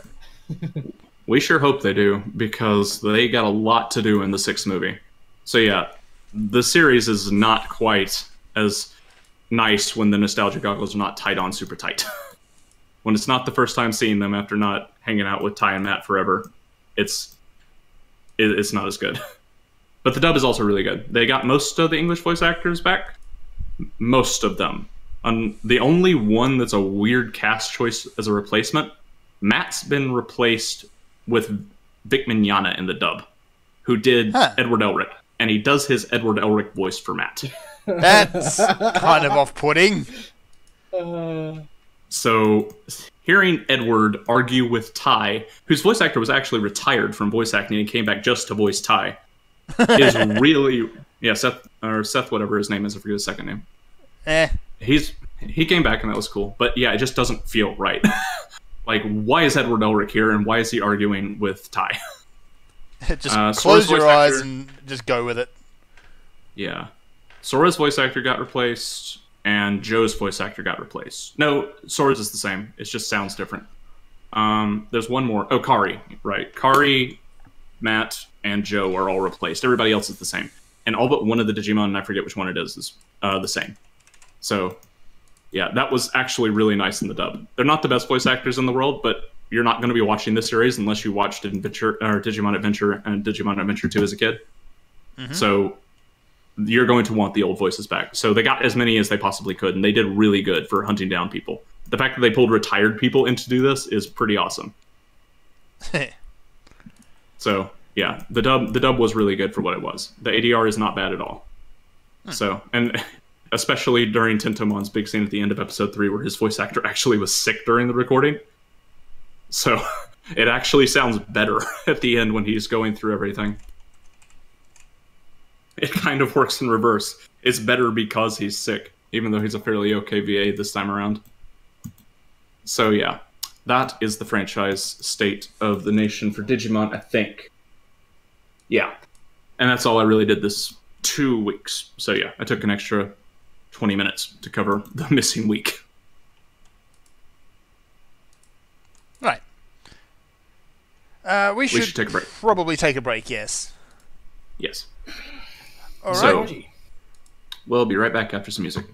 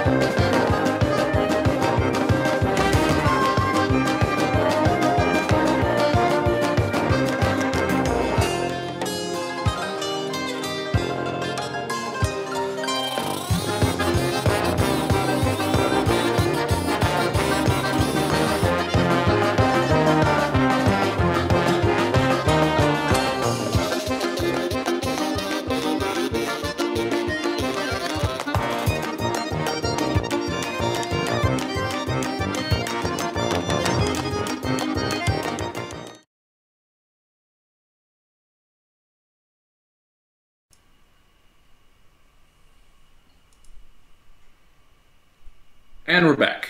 Yes. Hope I didn't toggle my mute on. There we go. Nope, you're right. Okay. So we're back. So we have a bit of good news. Only a little bit this week. It's after last week. It's I'm tired of hearing my voice, so one of you two pick something. Well, you weren't even here last week. No, you got some catching up to do, sir. I did, but it has to happen intermittently. We can't do it all at once. All right, let's see here. It's all fairly bland this week, admittedly. So let's go with something that's a bit irritating for me, I guess.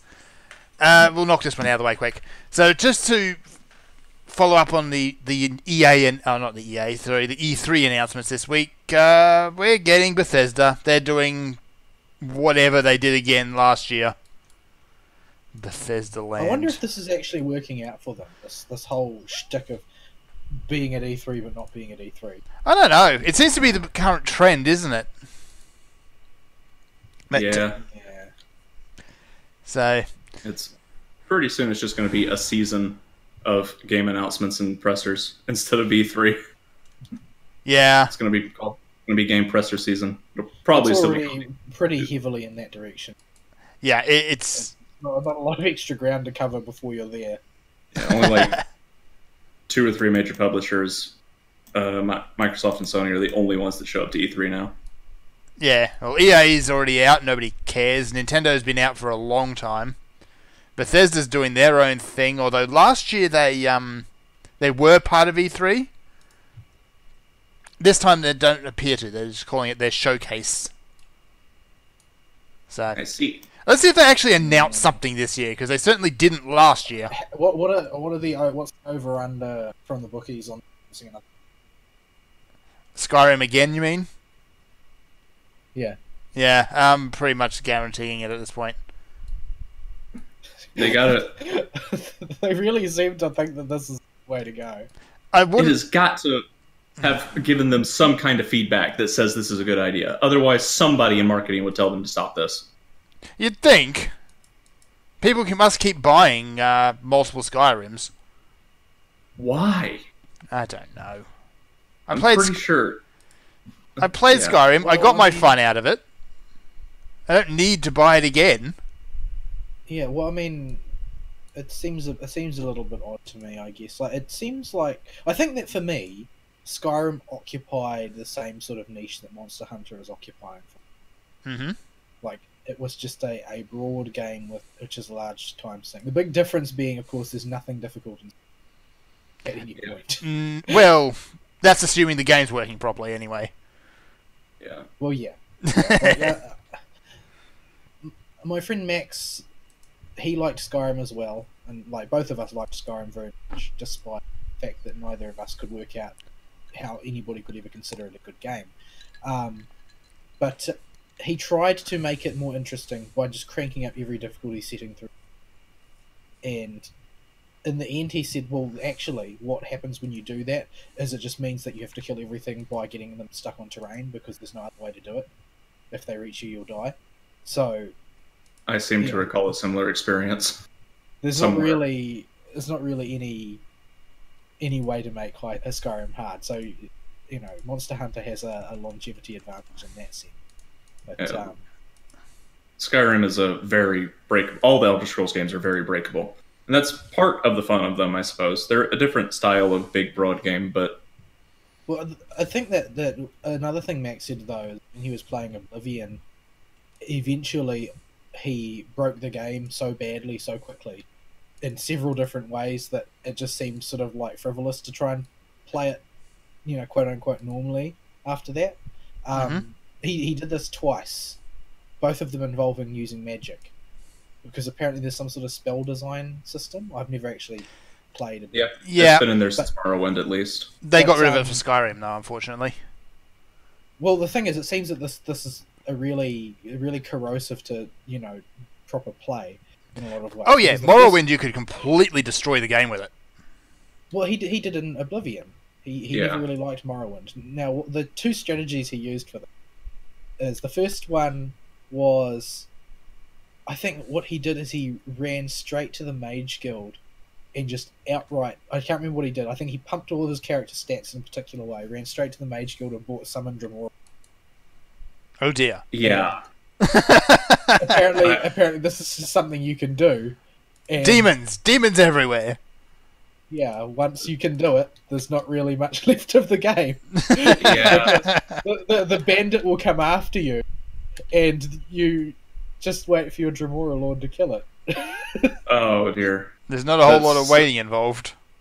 And that will carry you pretty much throughout the whole game.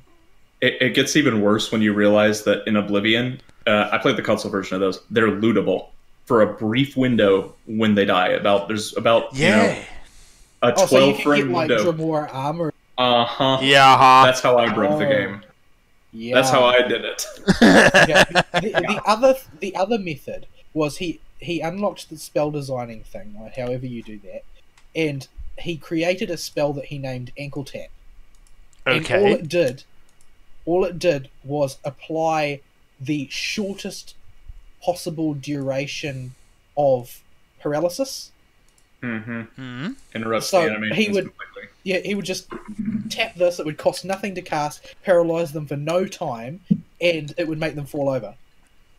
Yep. And you could just do that over and over and over. Anytime the thing was about to get up, just ankle tap it and then keep wailing on them. Yeah, they tried to balance it by making the MP cost greater the more effective the spell was, but they overlooked so much stuff like that there's so many ways to break it with the spellcrafting mechanic. Yeah. But In anyway, fact, if you don't even need to do all that, just sit down for 15 minutes to grind your blacksmithing level and go beat the ever-living heck out of everything. Well, that still works in Skyrim. yeah, that does. So, I made a very... Because you can make gold very quick in that game, and so I just The bucket on head trick. fast travel to every town. Well, I never used that, not once. I fast traveled to every town, bought all of the iron ore and iron ingots, made a gajillion daggers, and then I could kill anything with it. Because my weapons would just get so powerful. Oh dear. But anyway, we've gone off on a tangent. So well, it's a pseudo tangent because it's inevitably what's going to be announced. another Skyrim, yeah. I wouldn't mind if they announced the next Elder Scrolls and then actually, say they learned lessons out of Fallout 4 and are not going to have the voiced protagonist again. Please do that. They can have it, just don't be dumb with it. I'd rather they didn't. It's just, yeah. They took away a lot of the agency and a lot of the feeling that the character was actually yours. Yeah, kind of. Happened in Cyber Sleuth 2, actually, in the recent one. They made the main character a set character, like in Fallout 4, but he still acts like a heroic mind throughout the whole game, so there's no point in it. Yeah. Despite giving him a name and stuff. But yeah, and the Fallout problem is a little different, though. It's not so much awkward as just terrible writings everywhere. Very. Yeah. The writing is just terrible. Yeah. Terrible. The base game I found fine. It's just, the writing was just abominable. It is a game you mash X through the story with, and you have an audiobook on or something while you grind. That's the type of game Fallout 4 is. Then just go back to blowing things up. Yeah. Like, it's one of those games. Yeah. Those games are fine, but it's still terrible what they did and how they attempted to do it. Yeah. Like, that was their big thing. Like, look, voice protagonists, look at this story, it's so good. Oh, no, it's not. It's terrible. It's bad. Although, some of the things people are putting together in the modding community are incredible, despite Bethesda's best efforts to ruin modding. Well, that's modding communities in general, though. That's what the Bethesda games are, in a nutshell, is they are the games you get for PC because they are the mod hubs. Yep. They are big single-player mod hubs. I mostly prefer things on console, but I'll get Bethesda games on PC because they're mod hubs. Yes. And all the good content is in the mods. Yep. And you can't troll people with bigger trees unless you get the PC version. Yes, the fun you can have. So anyway, Bethesda's doing their own things. We shall probably snark about it at the time. Yeah. Snarking about it now. Well, pretty much. more Well, so. it's a bottomless snark because the reason why this is such a valuable source of news and so forth is because they do the same things every time. Yeah. And like it's like the competition, the yearly competition to see who can be more Capcom than Capcom. Yeah. I don't want to beat up companies with a middle bad every time they do something, but they just don't ever do anything good. Except for Konami, because they deserve it. I mean, if they did make good games, I'd be happier with that. I mean, yes, we have to beat them up because they're doing bad things now, but if they just did good things, we wouldn't have to do that. They did Metal Gear Survive. It would be much nicer to talk about them doing good things than it would to beat them up with a metal bat. The horses are starting to die. tweeted that he liked Metal Gear Survive. Oh dear. His sister's a bad voice actor. My weekly note on how bad Ashley Birch is. Alright. Obligatory comment about how bad Ashley Birch is met. Alright, what's next? Oh dear. Vol, your turn to pick something. Okay. I think Vol's I'm currently running away from a Toby Kadachi while lightninged. And I'm carrying Bruce Wayne by his face with a grappling hook. What? I don't know why. Oh, right. I forgot you were playing it. Yeah, Scribble Noughts. Anything goes. Oh, hang on. Now I'm dapper. Much better. Perfect. Let's see. Oh, dear. So we'll do the one that I probably have the most input on. Let's see. The Sony PS Plus program is dropping PS3 and Vita games in 2019. Yeah. So I don't know if there's a set date in 2019, but sometime that year, they're not doing Vita games and PS3 games anymore. Yeah. Yeah, I guess I'm just not that concerned. I don't have a Vita. I've got nothing, no skin in that game, and my PS3 is currently packed away. So. Yeah, I got to say though, I am a little bit kind of annoyed about the PS Plus for March, the games we're getting. You're only annoyed because Mighty Number 9's on there. Well, that's one reason. Because I paid money for Bloodborne. Well, that's the other one. That's why. That's the other reason. So yeah, Bloodborne. It's great if you like that game. I don't, because I find it to be a terribly designed pile. But never mind. Yeah, we're getting the Ratchet and Clank remake. I like Ratchet and Clank. It's silly. And yeah, Mighty Number 9 and Legend of K. I have not heard good things about the remake of Ratchet and Clank though. Like all the stuff I've read about it says it's not nearly as good as the original. They do some weird stuff that I'm not familiar with Ratchet and Clank series. That I think is rose tinted goggles, honestly. The original had a lot of problems. Yeah, I'm not sure exactly what they did, but it was something to do with a tie-in movie that they had to change stuff about. Yep. So, but yeah, I haven't heard good things about that. I forgot that there even was one. Yeah, the movie was a thing. It was a game tie-in movie. It was a game tie-in movie. Poor video games. Never gonna get a good movie. Nope. Nope, never. Never. Oh dear. My goodness, this is the three-way fight between Anjaneth and Rathian and Toby Kadachi. Just sit back and enjoy. All fighting. Because Beetlejuice is going to show up. Oh, he better not. Oh, he will. He will. He always does. Yeah. So what were we talking about? Oh, right. So yeah, I've got enough PS3 games and Vita games from Plus in the past. I think it's okay for them to kind of shift out at that point. That seems fair. Yeah. They've had their time on PS Plus. Well, that and my library. Yeah. We've had the PS4 out for quite a number of years now. It's time to phase out the PS3, and frankly, nobody gives a rat's about PS Vita, so yeah. There are me and like 3 other dudes and Abo who have a PS Vita. Who like the Vita in the US. Yeah. That's it. That's the extent of people who like the Vita. Yeah. But yeah, even then I would still rather play on PS4. The Vita is good for what it does, but that scenario does not come up as much as I would rather just play a game on a PS4. Yeah. So, foreshadowing for next week. Oh my. We do that.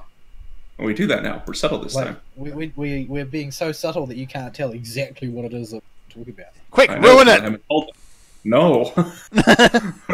We're supposed to be an improvement at some point over Octal and Hordak. That's what we should be for. I'll tell you when that happens.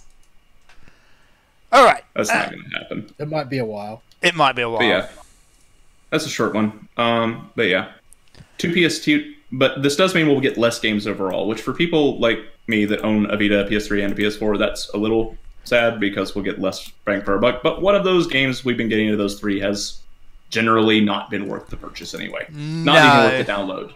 No, there's always a game in the list that is just awful.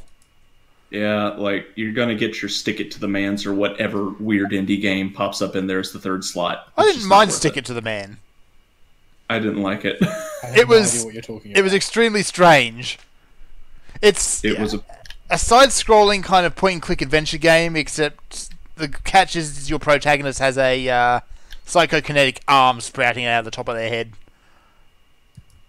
It's very weird. It's extremely strange. Yes. Yeah, but you get games like that occasionally. And yeah, the 3rd game is always some Stick It to the Man equivalent that's a take it or leave it. Yeah. Sometimes they're good and sometimes they're just horrible. Awful. Yeah. So I'm not too sad about it going down to 2 and 2 PS4 games. IMO is better at this point. We need to build up our libraries of PS4 games. We have all the PS3 games that were ever going to go on sale on PS Plus that were any good. Yep. And we have we basically have half the Vita library from PS Plus. So you have more than half. The library is not all that big. It's bigger than you'd think. Take away games that are not worth playing. I mean, the Vita isn't not worth playing games. The Vita's Japanese import games that nobody talks about. Yeah, with questionable localizations. Not generally. Most of the ones I played are pretty good. It's because you know how to pick them. Like, you keep saying these things about the Vita that I just don't see. My experience is the exact opposite. I think that your standards sort of got distorted by Dingle Rumpus. Maybe? Like, Ari likes that game a disproportionate amount. I do like Dupaloopa. I do like the English cast of Dupaloopa, which is a very controversial thing. But anyway. Okay, what else we got? We'll keep the ESRB thing to the last because we'll kind of probably get a bit of mileage out of that. No, I don't really care about it at all. Because we keep talking about that. Yeah, we do. Oh, let's hit it now anyway. So, ESRB has said they're going to add a new classification to games, one that states that there is in-game purchases in the game. That's it. That's all they're doing. Well, they're also adding an advisory website, but who really looks at those? For gamers, people know this already. For parents, at least they will ask, like, what does this mean? Yeah. The ones that actually look at this classification stuff to begin with. Yeah. Like, these things, these advisories have only ever been worth the extent to which people pay attention to them. That's right. That's just the way of it. And there are people who are making a big deal out of this, but honestly, the ESCB is an advisory body only. That's all they do. They're not quite like the Australian one. Yeah, no, they are. Which is thought control. Yes, grumpy old men with a big no stamp. Yeah, there is only one metric that the ESRB has used when it comes to limiting the customer, and that's whether the game is rated M or not. You need an ID to buy an M-rated game, and A-rated games can't be sold at Walmart. Since when? Like, all it takes is one GameStop employee to be browbeaten by an angry parent, which will happen on a daily basis, and then that employee will just sell without question. Or they'll be thrown under the bus by their manager, because GameStop is terrible. If a parent is going in there and they're not 17, I'd be a little surprised for them to do any browbeating. No, that's not how these things go, though. It's normally a parent will send their kid in alone. Kid gets refused service because parents don't care. It's sad, but true. All the time to dig through the bargain bin because they don't know what they stick in there, and I always see the parents with their. Oh dear. So I think we may have had very different experiences in game shops. We must have. My experience with game shop is that everything there is a Funko Pop. Yeah, that's actually getting close to true. Although they got a new wall of Funko Pops at mine. I wondered what y'all were talking about, and then like 2 weeks later, just one wall of the store just turned into Funko Pops. There it is. It happened. Though I have to admit, going into the EB near here, they've still got Mass Effect Andromeda collector's editions on deep discount, and nobody's buying them. Yeah. Why would you? Nobody wants them. I checked the used shelf, and they were past the limit on the MAs all the way to the next line down for Mass Effect Andromeda. It was not a very big shelf. They had like 10 of them turned in over there. I'm like, what are y'all doing? I think I saw some in the basket that I normally dig in for good deals. Of games people just don't pay attention to. Yeah. In general, GameStop is terrible for everything that is not the discount basket. Yeah. And that is not in every store. There are plenty of GameStops that don't have a good discount basket. You need to find one run by idiots. Yeah. One other minor thing about the ESRB as well is they are run, I believe, by the ESA, who a lot of these game companies subscribe to. I'm not going to put it up on the stream because I don't have it downloaded, but there is a hearing between the senator from Hawaii and a ESA representative about all this virtual currency and whatnot. I recommend you go watch it. Go find it, go watch it, because it is very entertaining and somewhat scary. What does a senator know about video games? He's kind of high up on this whole loot boxes as a gambling thing. Oh, yeah, but he had somebody tell him a bunch of things about it, and now is now going to act as though he's an authority. He's got a constituent that gave him a thing he can make noise about to get attention. That's all it is. Yeah. I'd be very surprised if it went anywhere. Yeah, I don't think it's gonna. It's one state out in the middle of the ocean that's tiny, so yeah, it's populated mostly by old retired people. Like, do they really care about Vidya? I mean, yeah, it's regulation and bad and all that, but it doesn't really matter what he says. It's never gonna pass anyway. Nah. Whatever he's trying to push. I forget the exact nature of the law he's trying to pass, but it looked so absurd. No committee in the right mind would push it. It's extremely broad, and it's a completely ham-fisted way of solving a problem. So actually, they are going to approve it and ruin everything. So, yeah. Because, hey, net neutrality. What's next? I don't know. What is next? I think we should just look at some of the stuff that's coming out this week. Alright, let's do that. I got a list there that was posted on TechRaptor. Convenient summary. Okay, Indeed. Releases.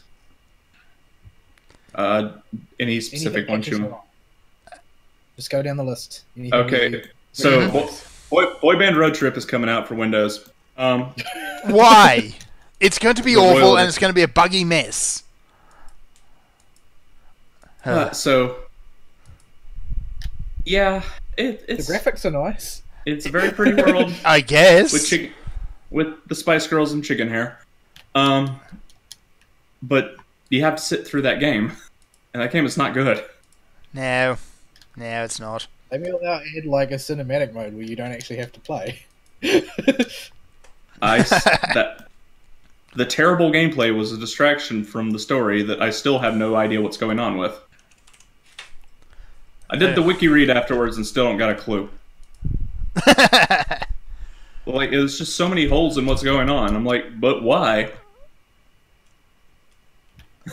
But yeah, that's coming out for Windows. That's a thing. Yep. Let's see. I'm scrolling. Yeah, there's a lot of junk. You're playing Scribblenauts, Fern. I know. There's a new Scribblenauts, or something about Scribblenauts, coming out on PS4. There Switch, is. And Xbone. Scribblenauts Showdown.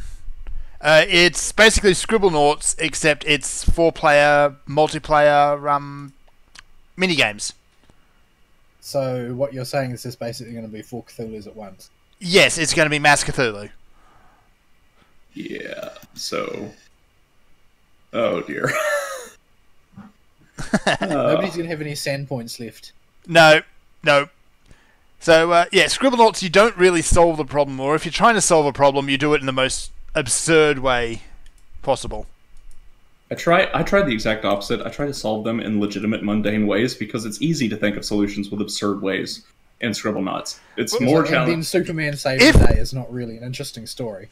No, but if you can solve a problem easily in an absurd way, you're not being absurd enough. Like I killed a villain with a cheese. That's not absurd enough. I mean, that's fine. That's solving the problem without the result. Well, the thing is that cheese is a mundane item. Cthulhu is not. Cthulhu is not. Laser guns and Cthulhu should not be the solution to absolutely everything. Cheesy Cthulhu. Done. Oh dear. Alright. We have Vermintide 2, Warhammer. That's actually, if you pre-order that now, you can get into the beta. It's a demo, it's a pre-release demo. So, yeah. Funny feeling that I have the first Vermintide, but I haven't had a chance to play it yet. I think you did. But, yeah, the first one was apparently rather good. I've been meaning to go and play it and just never got around to it. I'll grant it this. It does look very much like what people want from a Warhammer Fantasy Battle video game. Whereas there've been a lot of entries which just haven't really lived up to, what people want atmospherically out of that universe. Yeah. And they've done all sorts of wacky stuff to the lore at this point.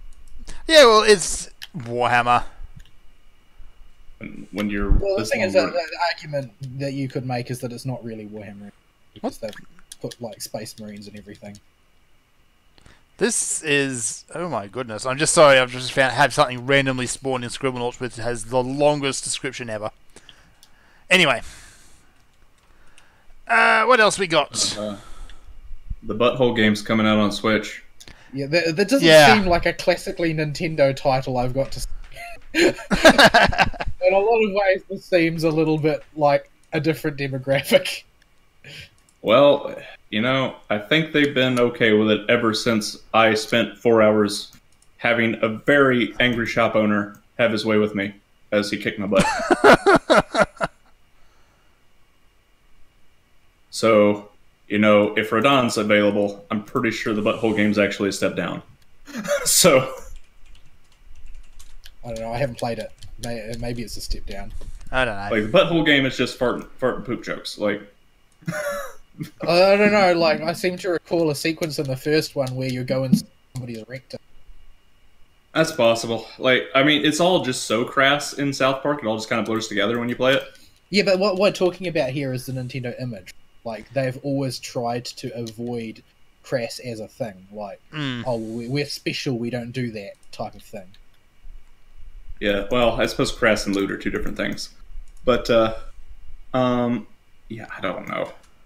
I guess they just have finally realized that the marketing strategy of only appealing to one tiny demographic with a specialized piece of hardware and the software on it is not going to work anymore. No. Yeah. Like, I don't know how well the Switch is doing. Like, I've heard that it's going very well. Like, very well.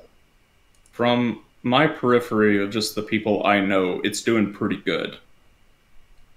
Yeah, like, do people use it primarily as a console in your experience, or as a handheld? Well, my case is special. Or did the dream happen, and that they actually get, uptake in both formats at pretty high density?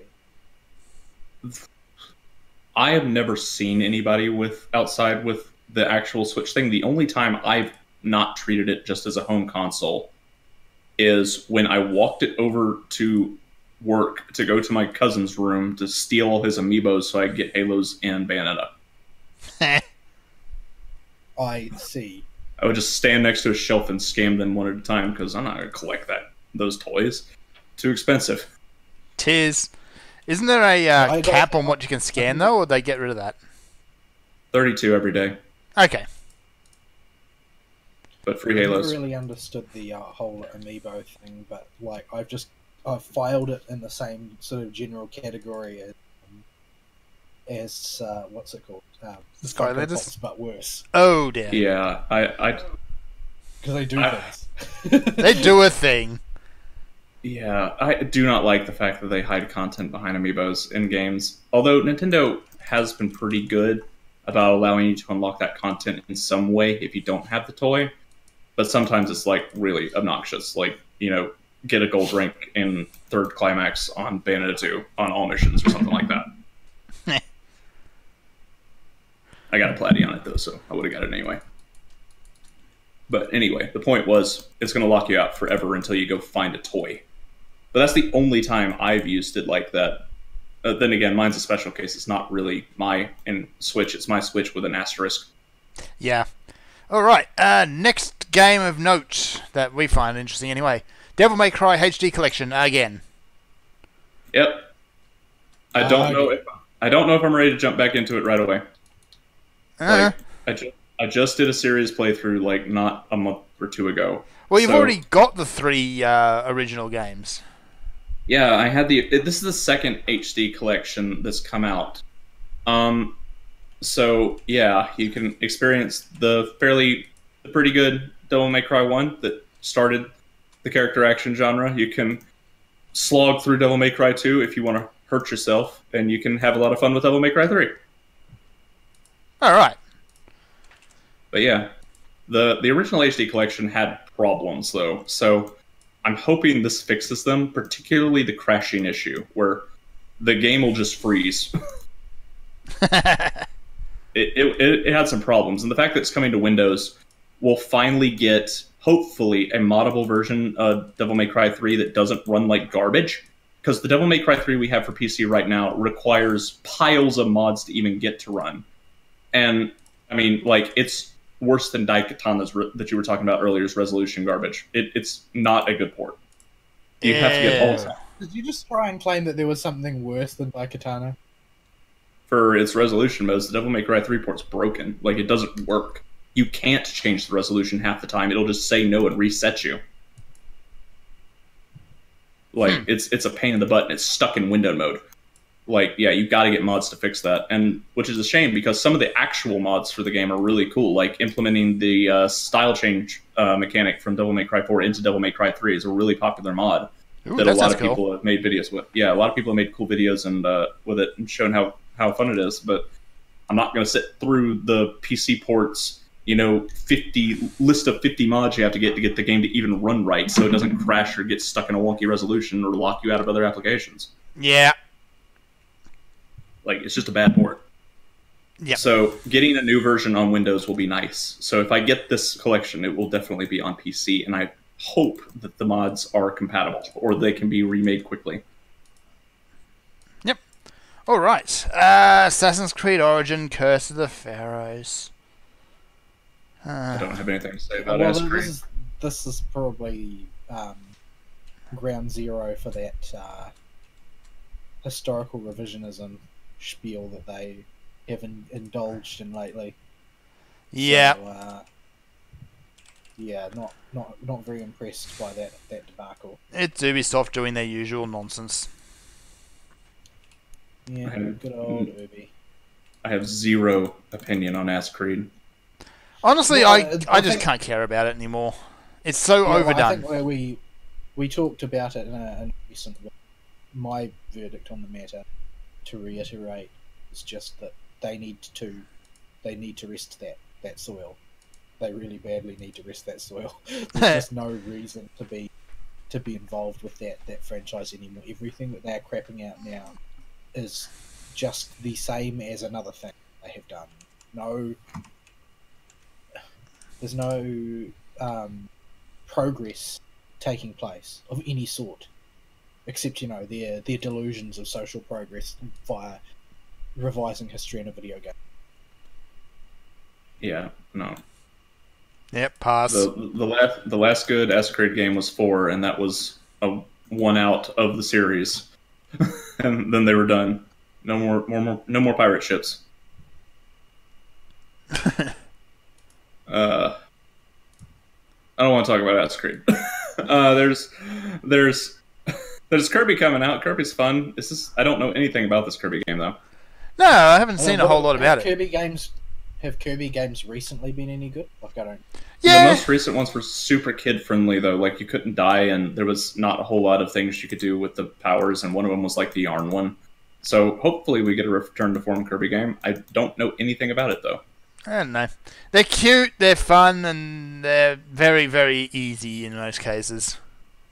I just want Kirby 64 too. That was the best Kirby game. With all the hat combining.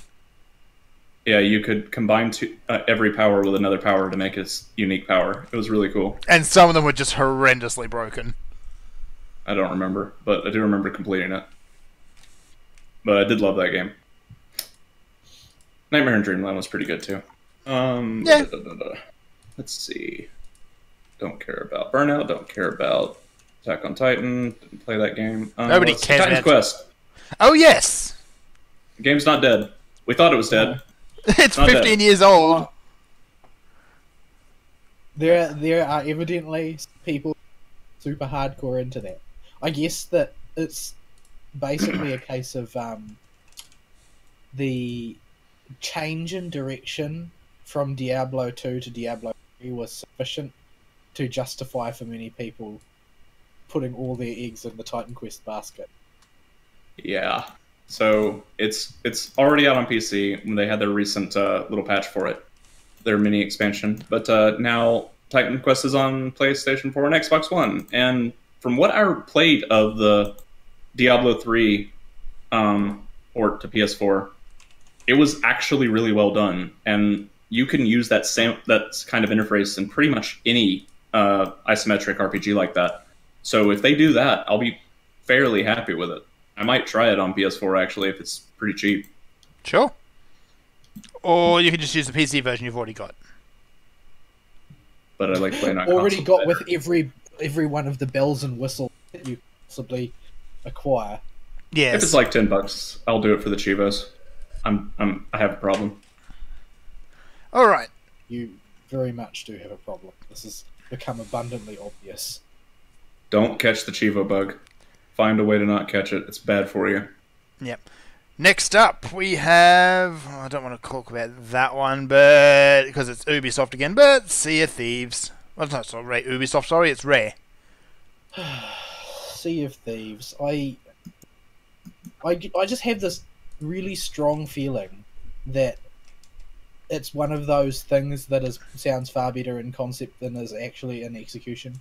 Like, every time I have seen a presentation on it, and I've seen a few now since it's been one of those things that just stayed in development for a very long time, I feel like it's always been something that it works in a presentation because it's scripted, but when you leave it to its own devices, the gameplay that emerges organically is overly simplistic. Like, what they show looks like a dumbed down kiddie version of playing Skyrim except with other people. I guess. Like when you go into a cave to get treasure or whatever, like, well, this is basically like going into a Draugr tomb and getting treasure from the Draugr, and Yeah. it's not really. It doesn't seem like it's backed by very good like gameplay mechanics. It seems like you basically have to hope that somehow you end up with a game community that isn't filled with griefers in a game about being a pirate. It's a game that relies on other people. And yeah, that's immediately a point of concern. You're in a game about being a pirate, like being a bad person, and it relies on the goodwill of your patriots in that game community. Like, this seems like a recipe for disaster, I have to say. Yeah. Alright, Ark Park. Why? Just why? It's Ark Survival Evolved, except, yeah, it's like Jurassic Park in VR, and why? It's because... Well, I would say that there is one thing that could make this... Which is if they hired Jeff Goldblum to do voiceovers. That would work. That would work, but I would actually rather they spent their resources and finish Ark. Why would they do that? They've gotten all the money they're going to get out of it. Yes, that's right. Yeah. It's gonna... One day it'll say, okay, we're done. It's out of early access, and that'll be that. Like this is just basically like this is how you know the stars that people are wasting their time. Ark just did it in plain view and nobody criticised. Oh yeah, a lot of people criticised it. The developer just ignored them. Well, yeah, because people keep giving them money. Exactly. There wasn't a whole bunch of legal argy-bargy that they have to constantly deal with. Although there will be. I'd like to play more Ark. Like the core idea of the game is fine. It's just buggy and terrible and. Yeah, it's not awesome. And not optimized well at all. Before I got this PC, do you remember the slideshow it was? Oh yeah, it was terrible. We tried to stream it. It was horrible. That old PC awful. was not a bad PC. Like, holy guacamole. But yeah, the jet engine couldn't run that thing. I'm like, what is wrong with Ark? Yeah, it's just never been optimized. They just add a feature, they might do a little bit of rudimentary bug fixing on it, and then they add the next feature, and repeat. Yeah. Alright, next game, A Way Out. Don't care. They keep showing this off as concept, and the only thing that I can really remember about it is, well, number one, the last time they did a game starring, like, two convicts in this way, it was like Kane and Lynch, and it was awful. Yes. And the main thing I remember about it, though, is that the guy directing the game shows up to every event completely smashed. Yes. Like, he's just completely blotto. Off his face. It's glorious, it's actually. Really, well, I find it kind of cringy, and I feel bad for the presenters. Like, normally, nothing would make me feel bad for Jeff Keighley, but... It does take a lot, I have to admit. He has to deal with this guy, and, like, he has to stand on stage next to this guy while the guy constantly interrupts him and takes the mic away from him, and basically is a complete tool, because he's, you know, an uncivilized lush. Yep. And, yeah, it's just... it frustrates me. It really does. Yeah. Alright.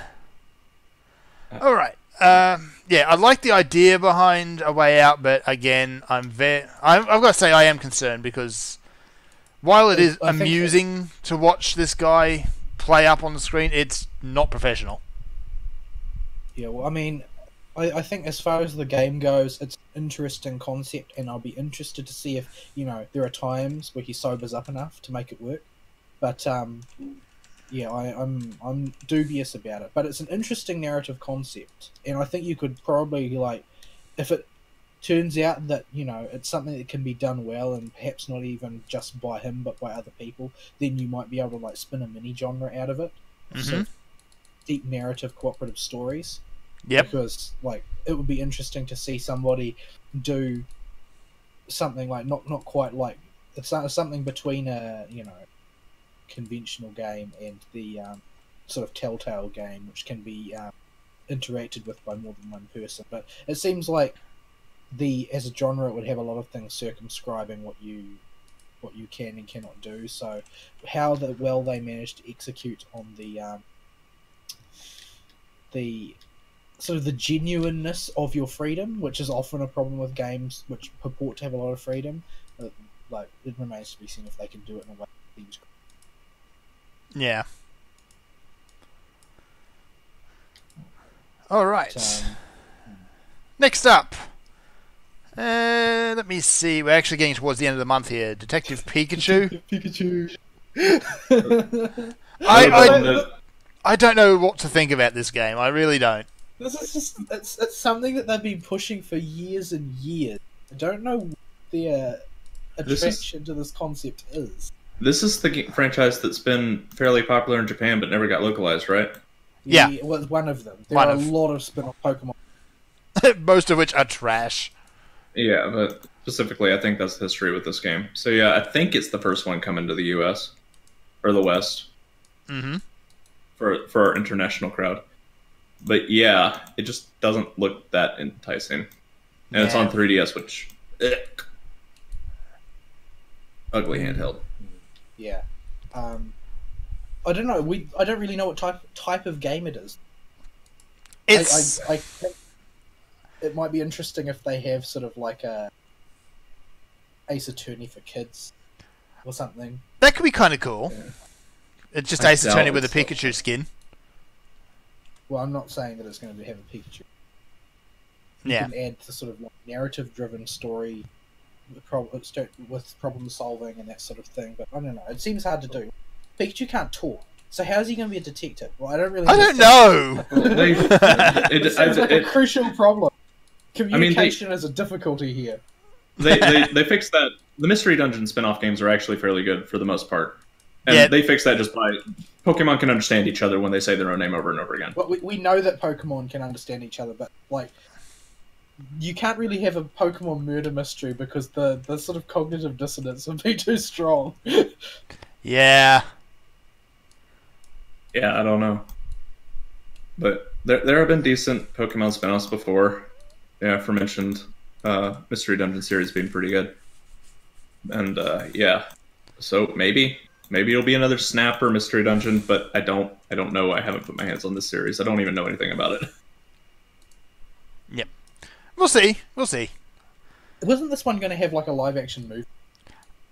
Was it this Was one? it? I think it was Detective Pikachu. I could believe it. That sounds familiar. I'm not sure if it was Detective Pikachu or not. Yeah. That sounds like a thing that could be happening. I think I read an article saying something like that. All right. So yeah.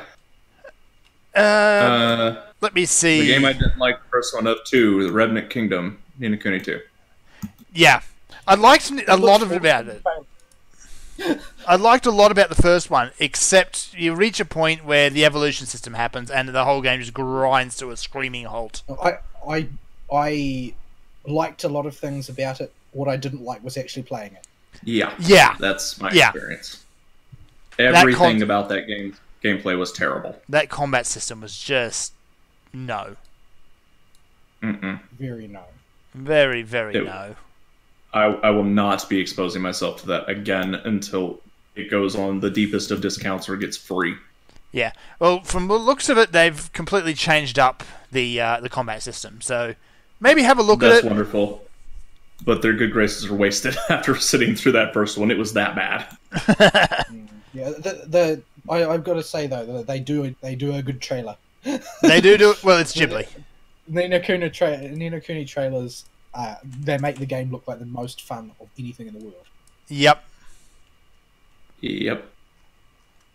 But I guess that this is sort of like the less mainstream. This is aiming to be like the mainstream Kingdom Hearts in terms of appeal.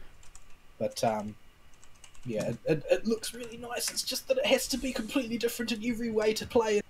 Yes. Yeah, I'll be waiting on that one. I don't see anything. Atelier, Lydia, and Swell. Have you either of you ever played any Atelier game? No, I can't say I have. I like the Gust sound team is my favourite sound team. Any sound team, any games company.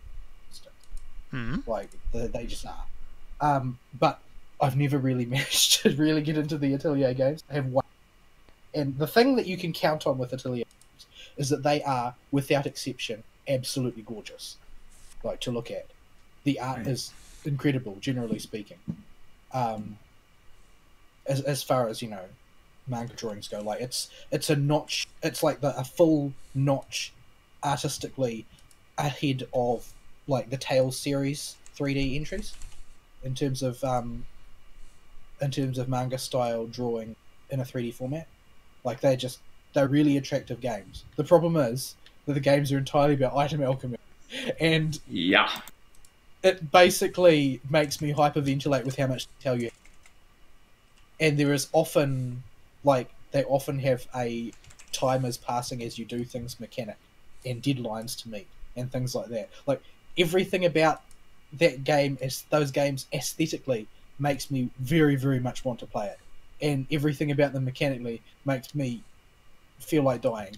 Like, and that just... But they're very nice, and I'm sort of waiting for one to be, like, to sort of hit the big time, to be accessible in the right way that lots of people say, "Oh, this one is actually really, really good." Like, basically, I want the Berseria equivalent to come along that just hits all the right notes, instead of the Tales of Berseria, which doesn't. So yeah, I like the franchise will come out that's just oh well, this one is super accessible, everything about it makes sense, it's good to play, and so on. Yeah. I think I played one at some point, although I might be confusing it with another series. Either way, it didn't get very far. Alright. And I think that's about all we really have to talk about this month coming up. Talk about Far Cry 5. Like, this is going to be a commercial interesting thing to see, because the game has very little to commend it. It does. It is, however, extremely controversial in many ways. Well, ignoring the plot, they've seemed to have just taken away everything that made the first few Far Cry games fun. Yeah. And well, it looks like mechanically it's going to be largely a carbon. Like, it looks like you're going to be climbing radio towers again. Yay! Like, is that actually, like, popular with the kids these days? It's popular in Ubisoft games. They're coming after me with this one. I'm ready to get the let out and let them have it for this one. I've heard that they because the subject matter ended up being so controversial that it's actually, they end up, rather than going after anybody in particular, they end up just seeming like masters of the mixed message. Oh joy! So standard Ubisoft fare again. Yeah, basically, it's impossible to nail them down to a particular story is so utterly confused. Yeah, I'm still ready to come out with a bat on this one. But I'm gonna wait. I'm gonna wait till the game's actually out before I start beating it to death. I'm not sure I'll stop for a while after I do. Yeah, at least wait for it to come out before you start flaying it. Yes, that's what I'm doing. Yeah. What else is here? Did anybody play Witch and the 100 Night 2? The first one got a big marketing push. I don't know that it was actually any good. Nope, missed it entirely. I don't know. It sounds familiar, but I can't remember. Yeah, I think that it, generally speaking, was a game that hoped to itself that it would be memorable in the way that Odin Sphere was memorable, and turned out not to be memorable. Yeah. What happened? I cannot remember if I played it, watched it, saw somebody play it, read an article about it. It's in my memory as something that is relevant to my history, but I don't remember what it is. What else? Agony. Agony is the single edgiest game that I've ever seen. Oh, the edge.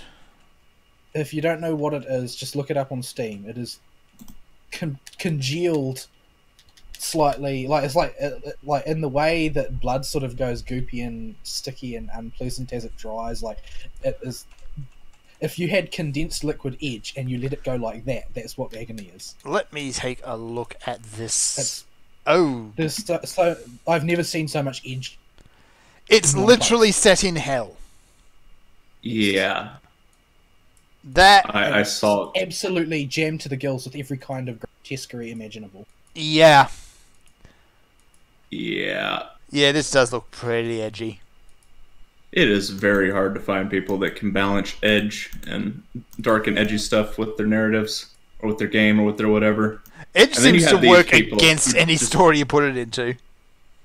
You get the people that at least try, and I can commend those people for trying, and then you get people like this that just go whole hog sell into the 13-year-old market. Could be better, worse. It could be hatred.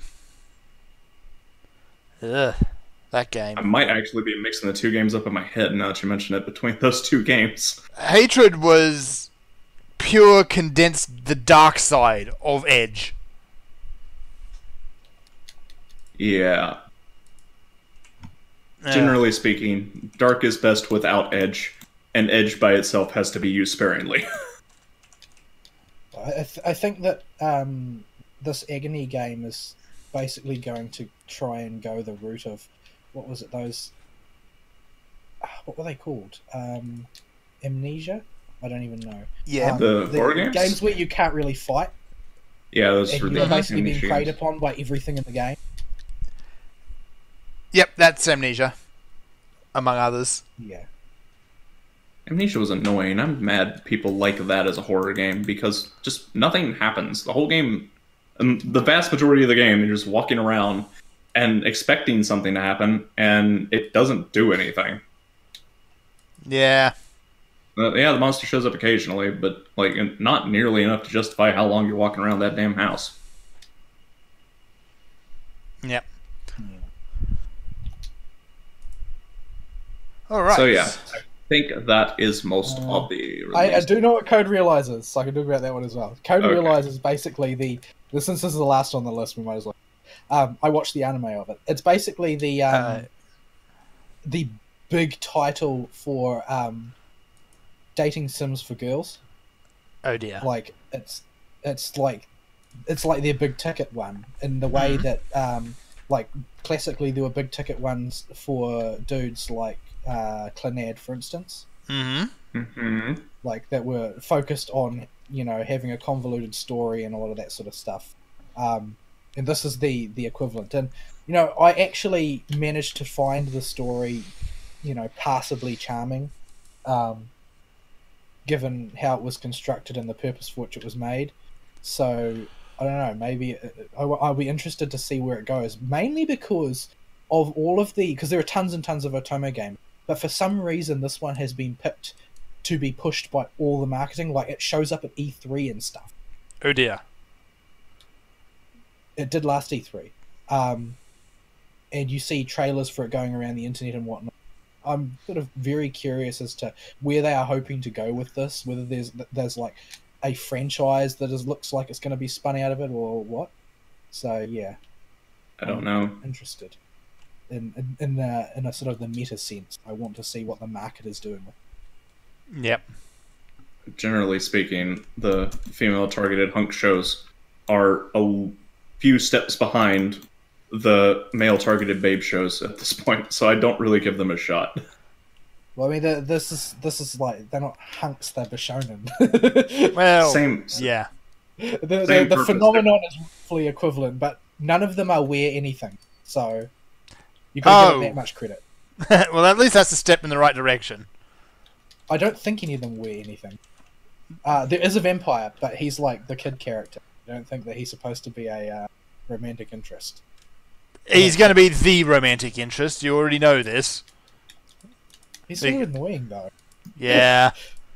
Like he's like the bratty kid, like the sort of the tortured ex-agent of the establishment guy killed his parents because he was being blackmailed and a bunch of stuff. That it's all super melodramatic. But I actually kind of like melodrama, so I really enjoy it.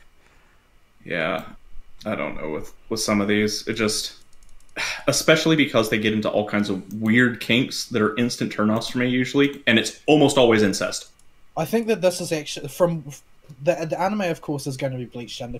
The impression that I got from it is that it was supposed to be relatively clean. It probably isn't all the way clean. I don't really know, but yeah, it seemed pretty normal and above board. I don't know that it was sanitized for. Yeah, it was surprisingly normal, and there was no incest. That's a step up as well. Spoilers: the lead girl is sort of like a homunculus type character after the fashion of like Iliasville, for instance. Like she's not normal, so her one sibling just is I think the villain, and actually just happens to be created by the same person. I see. So there's no incest. Yeah, that is a big problem with the hunk genre. That particular trope runs rampant in anime nowadays, but it's always been in the hunk genre. Is what I'm now dubbing this to make it easier to talk about. And it just has made me not even give it a second look. So, I'm still playing Monster Hunter. I'd just like to note, fighting Anjanath, like Anjanath is my big bugbear. Even though Anjanath is supposed to be easy, I have a huge amount of difficulty. However, fighting him in the desert is cake Yes. compared to fighting him in the forest where he completely sodomizes me every time I meet him. Like, you can actually see his face when he's about to do the fire breath, and you can put distance between yourself and him when he's doing his stomp around and tail swipes. Like, he's barely touched me, and I've wrecked him in record time compared to everything else that I've been fighting in high rank. Yeah. But I just got here, and he's already in dying state. Yeah, wow. He is very clearly designed to be fought in the forest, and that's where his home turf is. Him chilling out here in the desert is not his home terrain. His moveset doesn't take advantage of it. Wow, I just saw the most hilarious animation ever for him, I think. He was running along, he was doing a charge towards my Palico, and he did that leap thing where he just leaps feet first through the air, and he leaped through the arc shot, you know, the thing that rains caltrops from the sky. Mm-hmm. And he leaped through it, he hit the caltrops at the apex of his flight through the air, and then just flipped 180 degrees and landed straight down on his back. It was absolutely hilarious. I see. It was just like he spun in the air and dropped straight down. It's the funniest thing I've ever seen Anjanath do, and I think I enjoyed it disproportionately much because I hate him. Oh dear. This game is so much fun. Oh dear. Well, y'all are in high rank now, so me coming in and helping y'all with quests won't completely trivialize things. I will be overgeared for it. I won't die, but I won't kill it that much faster. Yeah. So we could play together now. Yeah, when I've got time. Yeah. Yes. Scheduling and all that nonsense. I'm in a funky state with work at the moment, so free time is not how I like it to be. So it's up and down right now. Do things when we have time. So yeah, I need to get off that agony page. I don't want that on my store page. That's my agony page. Yeah, let's just to clear that, shall we? All right. Yeah. Seriously grotesque. So yeah, I think that covers the releases. Did y'all have anything else you wanted to talk about this week? No, I think that's everything. I hope to have a more normal week this week, so I actually get to play some video. I'll let you know when I have one. Quite so discombobulated next time. Yep. Closing. Okay. Closing comments go. Closing comments. I need to play more Monster Hunter. I don't think there's ever enough time to play enough Monster Hunter in this game. Anjanath may be easier, but he's still a big fat doo-doo head. He is. Also, so is Beetlejuice. Cheers. Yeah, I'm looking forward to bringing him down. I think it's going to be so very, very cathartic. I've never seen a monster in this game other than Kuluyaku who gave me such a strong impression of being smug. Yes. And unlike Kuluyaku, Beetlejuice can actually hit hard enough to back it up. Whereas Kuluyaku is just a running derp chicken. With a rock. I'm still waiting on the community to decide what bomber he actually is, because I've seen every make and model of flying bomber ever. Like B-17 is getting pretty popular and B-52 is pretty popular, but nobody's come to a consensus yet. This is an important matter that must be resolved. It must be, because oh dear. Oh no. It's so funny. Everybody calls him a different type of plane. Oh dear. Oh, I'm so glad I don't have to do the online junk in Hacker's Memory anymore. That game is dead online. Getting the online trophies was a pain in the butt. Yeah. It's only just come out though. And it's already dead online. Old. It's a month old, but yeah, it's dead. Like, nobody bought it because they released it at full price. Yeah, that would do it. Yeah, it's a secondary story, but yeah, the online's dead.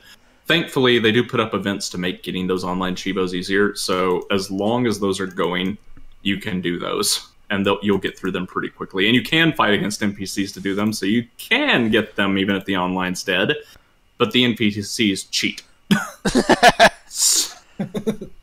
Yeah, like in the event I had up where there's a status ailment afflicted to you at the end of your turn, every single turn, half of the AI was just immune to it. Oh joy. Because that's their natural passive, and they didn't reprogram new AI for the event. I still got it done, but it was a pain in the butt. So, oh boy, I'm glad that's over. That was a fairly painful trophy to get without a turbo controller. Oh dear. So, I think we are done. Yep. So, we will see y'all next week. Sayonara, bye-bye.